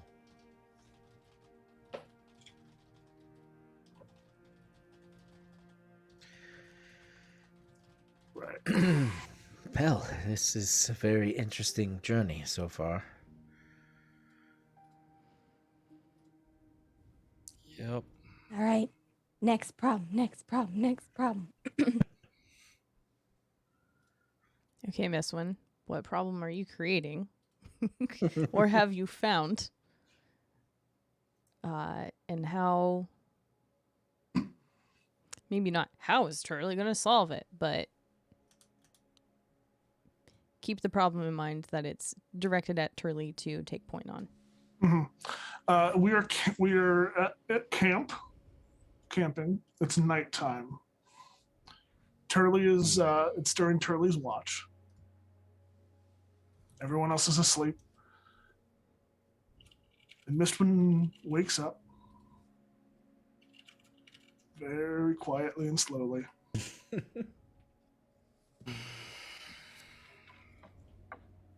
He just kind of does it in a way where Turley sees him. Mistwind turns to look at Turley and just goes, "Shh." And this one's going to creep over to Kelby As you do, you will hear Kelby talking in her sleep. It's just little snippets. It's gonna be okay. No, we'll get you out of here. It's all right. It'll be okay. Shh, it's okay. I know. The door's closed. We're gonna open. What's your story? And she's just kind of like twitching and like having a full conversation with something. She's been muttering to herself like that all night long. What's she saying? I think she's just having an interview with someone in her sleep. I don't know. It's kind of strange. But she got me good yesterday. I'm gonna get her back. Well, here's the thing above the table. If this is a prank, I'm not stopping it.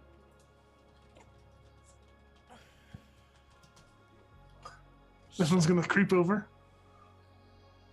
He's been planning this. All right, so he set up the camp just right, where he doesn't have to make a stealth check.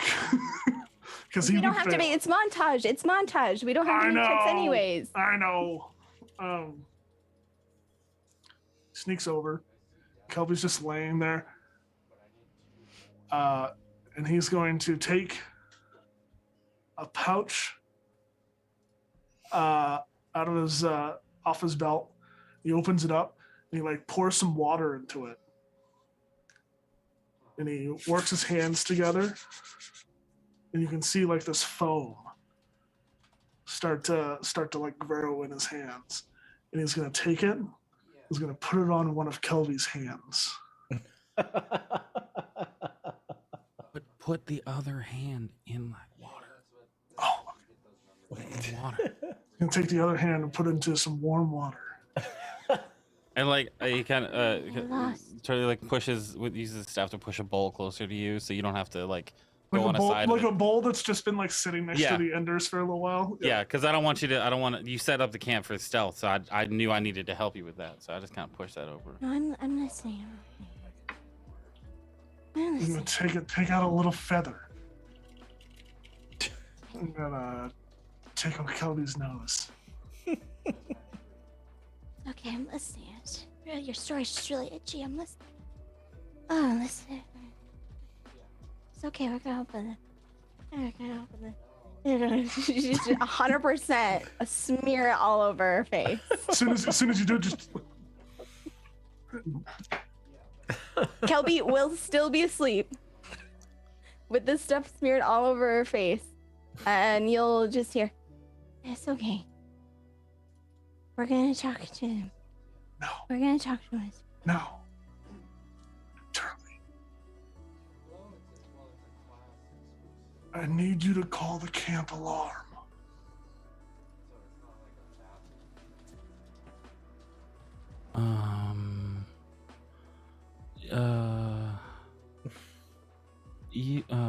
You know that I'm not like I can't mitigate us losing sleep, right? Let's, You know what? It's fine. She deserves it.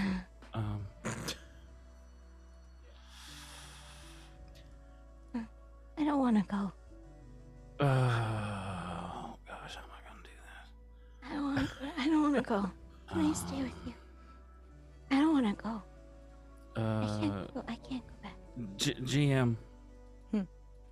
I would like to cast Guiding Bolt Jesus.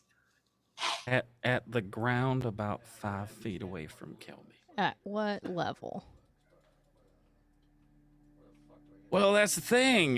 This is a spell casting in the middle of a long rest. Am I still gonna get my long rest? Because Yes. if I think I will, and I know it's not gonna hurt anybody, we're gonna pump some energy into this one. Okay. The question stands. There's gonna be a 4th level guiding bolt. Okay. into the ground. Damn. I do have a quick note about that. Why? Oh. Oh, it's sort of creature. F. Murray Abraham. No, it's okay. Okay. It would still work because this is rule of cool D&D. But you feel that the energy that it takes to cast this is not enough. From now on, so long as you're still in this current timeline, anything above 4th level will take 2 spell slots. Holy shit. Like 4th level or above? Mm-hmm. Oh, wow. So did that one take 2 spell slots? Yes. Okay. You can determine what other spell slot you take it from. It doesn't have to be of the same spell level, but it does take more. It takes the 4th level and then another one slot. Of my choosing. Got it. Cool. Yep. Yeah. So Turley cast this with the intention to like use the loud bang and then call out, like, "Hey, everybody up!" But I think like the feeling of that stops him. So it's just the loud bang. As that happens, Kelby will sit up, screaming in Gnomish, just like the top of her lungs, this weird shaving cream all over her face, and as you do, like her tears in her eyes as she like opens them, and she's just rambling, like she screams, shouts something in Gnomish, and you hear the Warver. The what? You hear Warver is a name that stands out. Oh, okay. Warver. And Anders jumps up, purple spectral blades in both hands. His eyes are glowing purple. What is happening? What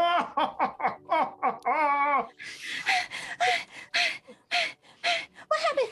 Where am I? What's going on? Oh, I don't know. what's this shit on my face? You seem to have grown a beard.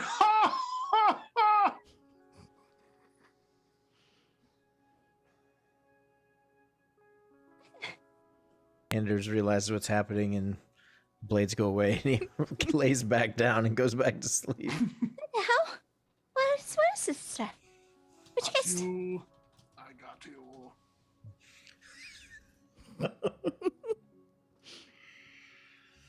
Wow. You motherfucker! That's a bear I wouldn't have poked. Oh. It's on! Mistwin, I think you made a grave tactical error, my friend. It is so on! As we say in the Undermountain, the game is afoot, Kelby. And as we say in the Lushgut Forest, get fucked. What have I done? Do they really say that there? Kelby just turns. Yeah. Yeah, they do. I really want to go to this place. Listen, everyone. Fun's over. We all had our laugh. I think Kelby and Mistwin, I think you need to get back to sleep. Yeah, okay. And Kelby's gonna smear off the rest of the stuff, and she's gonna look at Mistwin. And kind of snuggle back down into her sleeping bag. And as she does, you'll hear Anders, or I think is the closest one to her, will hear her go, like kind of like a gasp. And like kind of notice that she gets a little tense. What is it?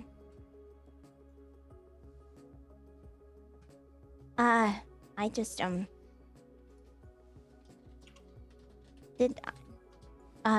it's fine. It's fine. I just realized I said something I shouldn't. We'll talk about it in the morning. You mean while you were sleeping? Because you said a lot of things while you were sleeping. You were very chatty. I did? Yes, it doesn't bother me. I sleep like the dead, but you're very chatty in your sleep. Anders, can I tell you a secret? Of course. I don't want to go to the Lushgut Forest. Well, I don't think any of us really... Well, I mean, I want to go there, but our task is there, and we must. It'll be all right, Kelby. Hey, Anders, I don't. Yes. Kelby really needs to go back to sleep. All right. We have a long journey ahead of us. Before we get there, we can figure it out, okay? Okay. And Kelby will lay down and close her eyes as tight as she can so she can try to fall back asleep. Anders? Yes. And I would be saying this like just to Anders and quietly.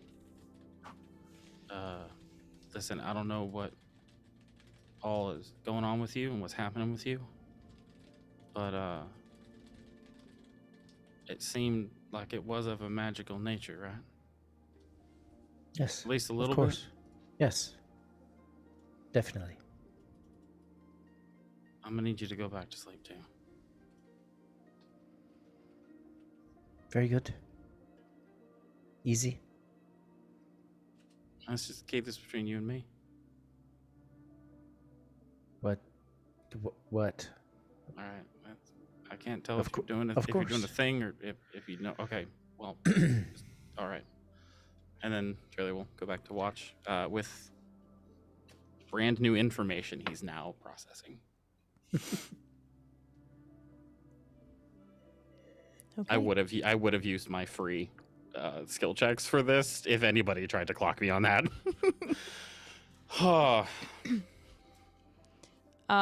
Since it was mentioned that this is a quick turnaround for this problem resolution, we will go through the final one for this this travel segment. You still have like a couple days worth of travel ahead of you. Turley, what is the problem that Kelby will have to head to resolve? So Turley and Kelby have been walking together as we travel further and further toward the north. And as I have mentioned, Turley is a cold-blooded creature and is not very acclimated to this weather. Kelby, you would notice that Turley, his step has kind of slowed a little bit, and he seems to be limping on both legs now. He's genuinely favoring the one he normally does, but his other leg seems to be bothering him now too, a little bit.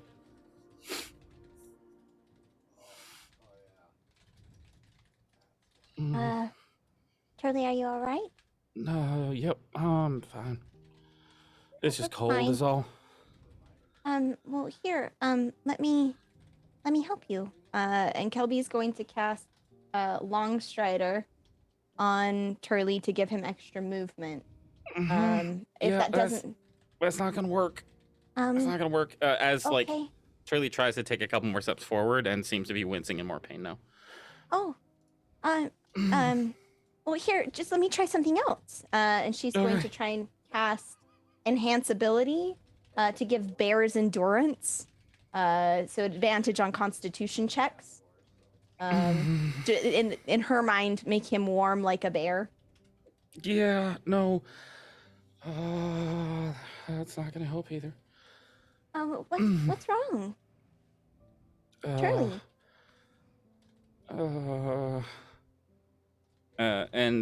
He would kind of look and see everybody getting a little bit further ahead, and he would stop and look at you, and then he'd look at his leg and look at you, and then he'd take his boot off, and you'd see that the toes on his other foot that he doesn't normally limp on are like a darker color than normal. Above the table, they've been frostbit before, and he's cold. Okay. This happened to my cousin once. Yeah, I just need them warmed up a bit. Yeah. Okay. I can help. Okay. Just hang on. And Kelby is going to use Druidcraft to like make a small little bonfire by his feet, and like not like on his feet, but like kind of nearby. I'm sorry. Yeah. Just hold on. Okay. Just then we'll get them warm, and then I'll try to.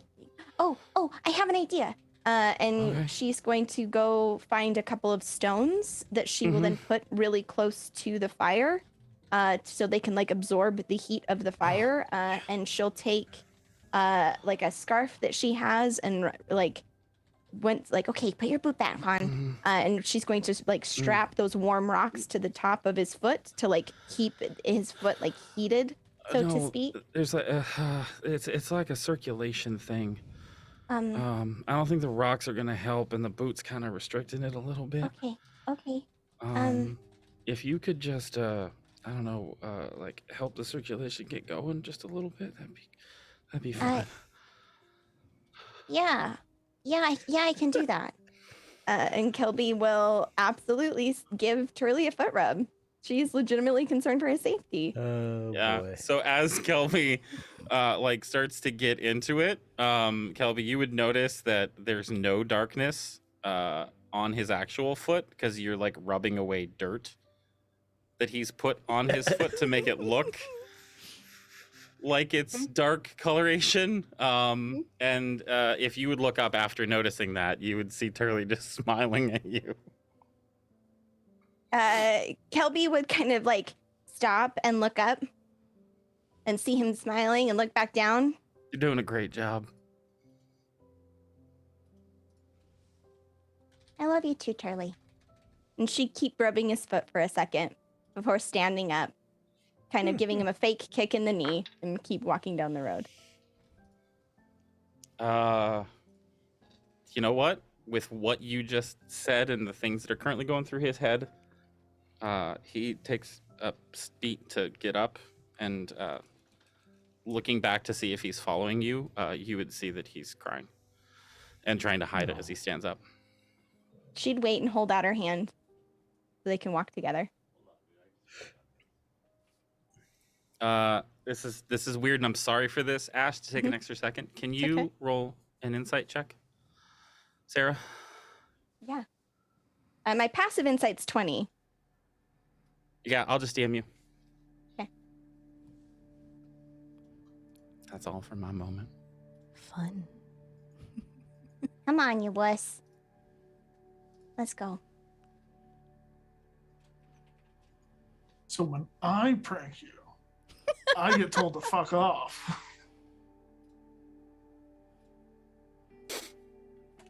It's on like Donkey Kong. Well, with that, as travel continues, obstacles in the road, obstacles within ourselves, and finding lost souls along the way. That's where we're going to end tonight's session. Again, thank you for bearing with us as we have a short session this time. We'll make up for it with more fun shit next time. We're gonna go around the horn and mention what we've got coming up. We're gonna start with Sarah and go around. Go ahead, Sarah. Yes. Hi. Hello. I'm Oseric Franco. I play Kelby Sparkspinner, the Forest Gnome Druid Bard. If you like my face and the words I say sometimes, I promise I don't swear as much, just marginally less. You can find me Twitch, Twitter, TikTok, all the places at Oseric Franco. I do a bunch of TTRPG stuff here on Nat 20. The next time you can see my face is Plainsguard and Company on Sunday. Very exciting. And then after, let me look at my calendar because I should have thought about this beforehand. And then, yeah, on Tuesday, the 22nd, you can find me here again for Power Beyond, which will be very exciting. Wednesday, catch me over at Neon Lights Roleplay and After the End. an Off-Worlders campaign where I play a lamp, and it's very, very good. And on the 26th, I'm over at TPK, or no, the 24th, I'm back here for The Department, a very scary game run by Turk. And the 26th, I'm over at TPK Roleplay all morning, starting with Dark Echoes, a Curse of Strahd campaign, and going into Murder and Coffee, where we are talking about home game handouts and how to make them and make your games feel super cool and special. So check out Twitter for anything else that pops up. But that's going to do it for me, guys. Thanks very much. Chum. All right. Yes, I am Chum. I go by Chum Nation on Twitch and over on Twitter as well. And I've been playing Anders Oberyn, the human shadow monk soul knife rogue. And yes, my powers are complete. Anyway, yeah, coming up next Sunday, and then the Sunday after that, and Sunday after that, and all the way till the next time we do this game next month. So, yeah, please come back and support all the different shows we have going on Nat 20 as well. And but come back on Sundays for Plains Garden Company. Ty. Hello, I am Tyrant. You can find me on Twitch and Twitter at GoxTyrant. I played Mistwin, the Dwarf Paladin. God, it's funny, I can't remember these things anymore. I will be in Delta Green on the 24th. Is that right? Sarah, did you say 24th? It's the division. Yeah, I don't remember what day it is. The department, yeah. The department, yeah. Yeah. It's the 24th, right? That's what I have in my calendar. I completely forgot. So Yes. whenever that happens, I'll be in it. And then after that, I will. The only stream I have is March 30th, coming back here. I am very stream light these days, so go out and support everybody else because they're fantastic, and you should.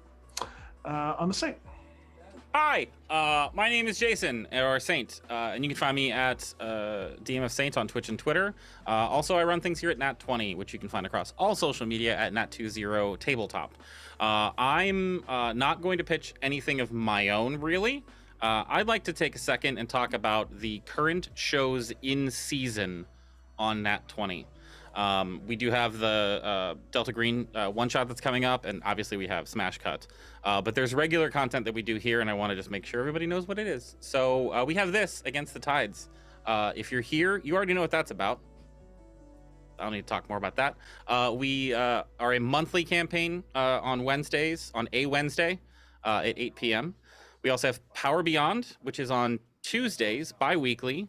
It is a Lost Mind of Phandelver adventure with a lot of homebrew elements run by the Nation of Joe _. And after watching the sessions, if you told me he was a brand new GM that had never done it before, I would tell you you were a freaking liar. He's phenomenal. He's amazing. So good. He's the best one. So He's good. so good. We also have my campaign that has already been mentioned several times, Plains Garden Company, nay the Morningstar and Company Incorporated. That is every Sunday, every week. Working on it.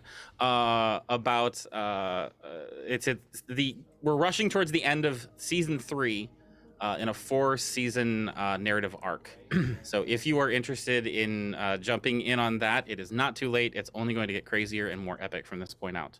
One of the reasons I wanted to pitch this, wanted to talk about all this stuff, is because we have a new campaign that's at a different time slot than anything else we do.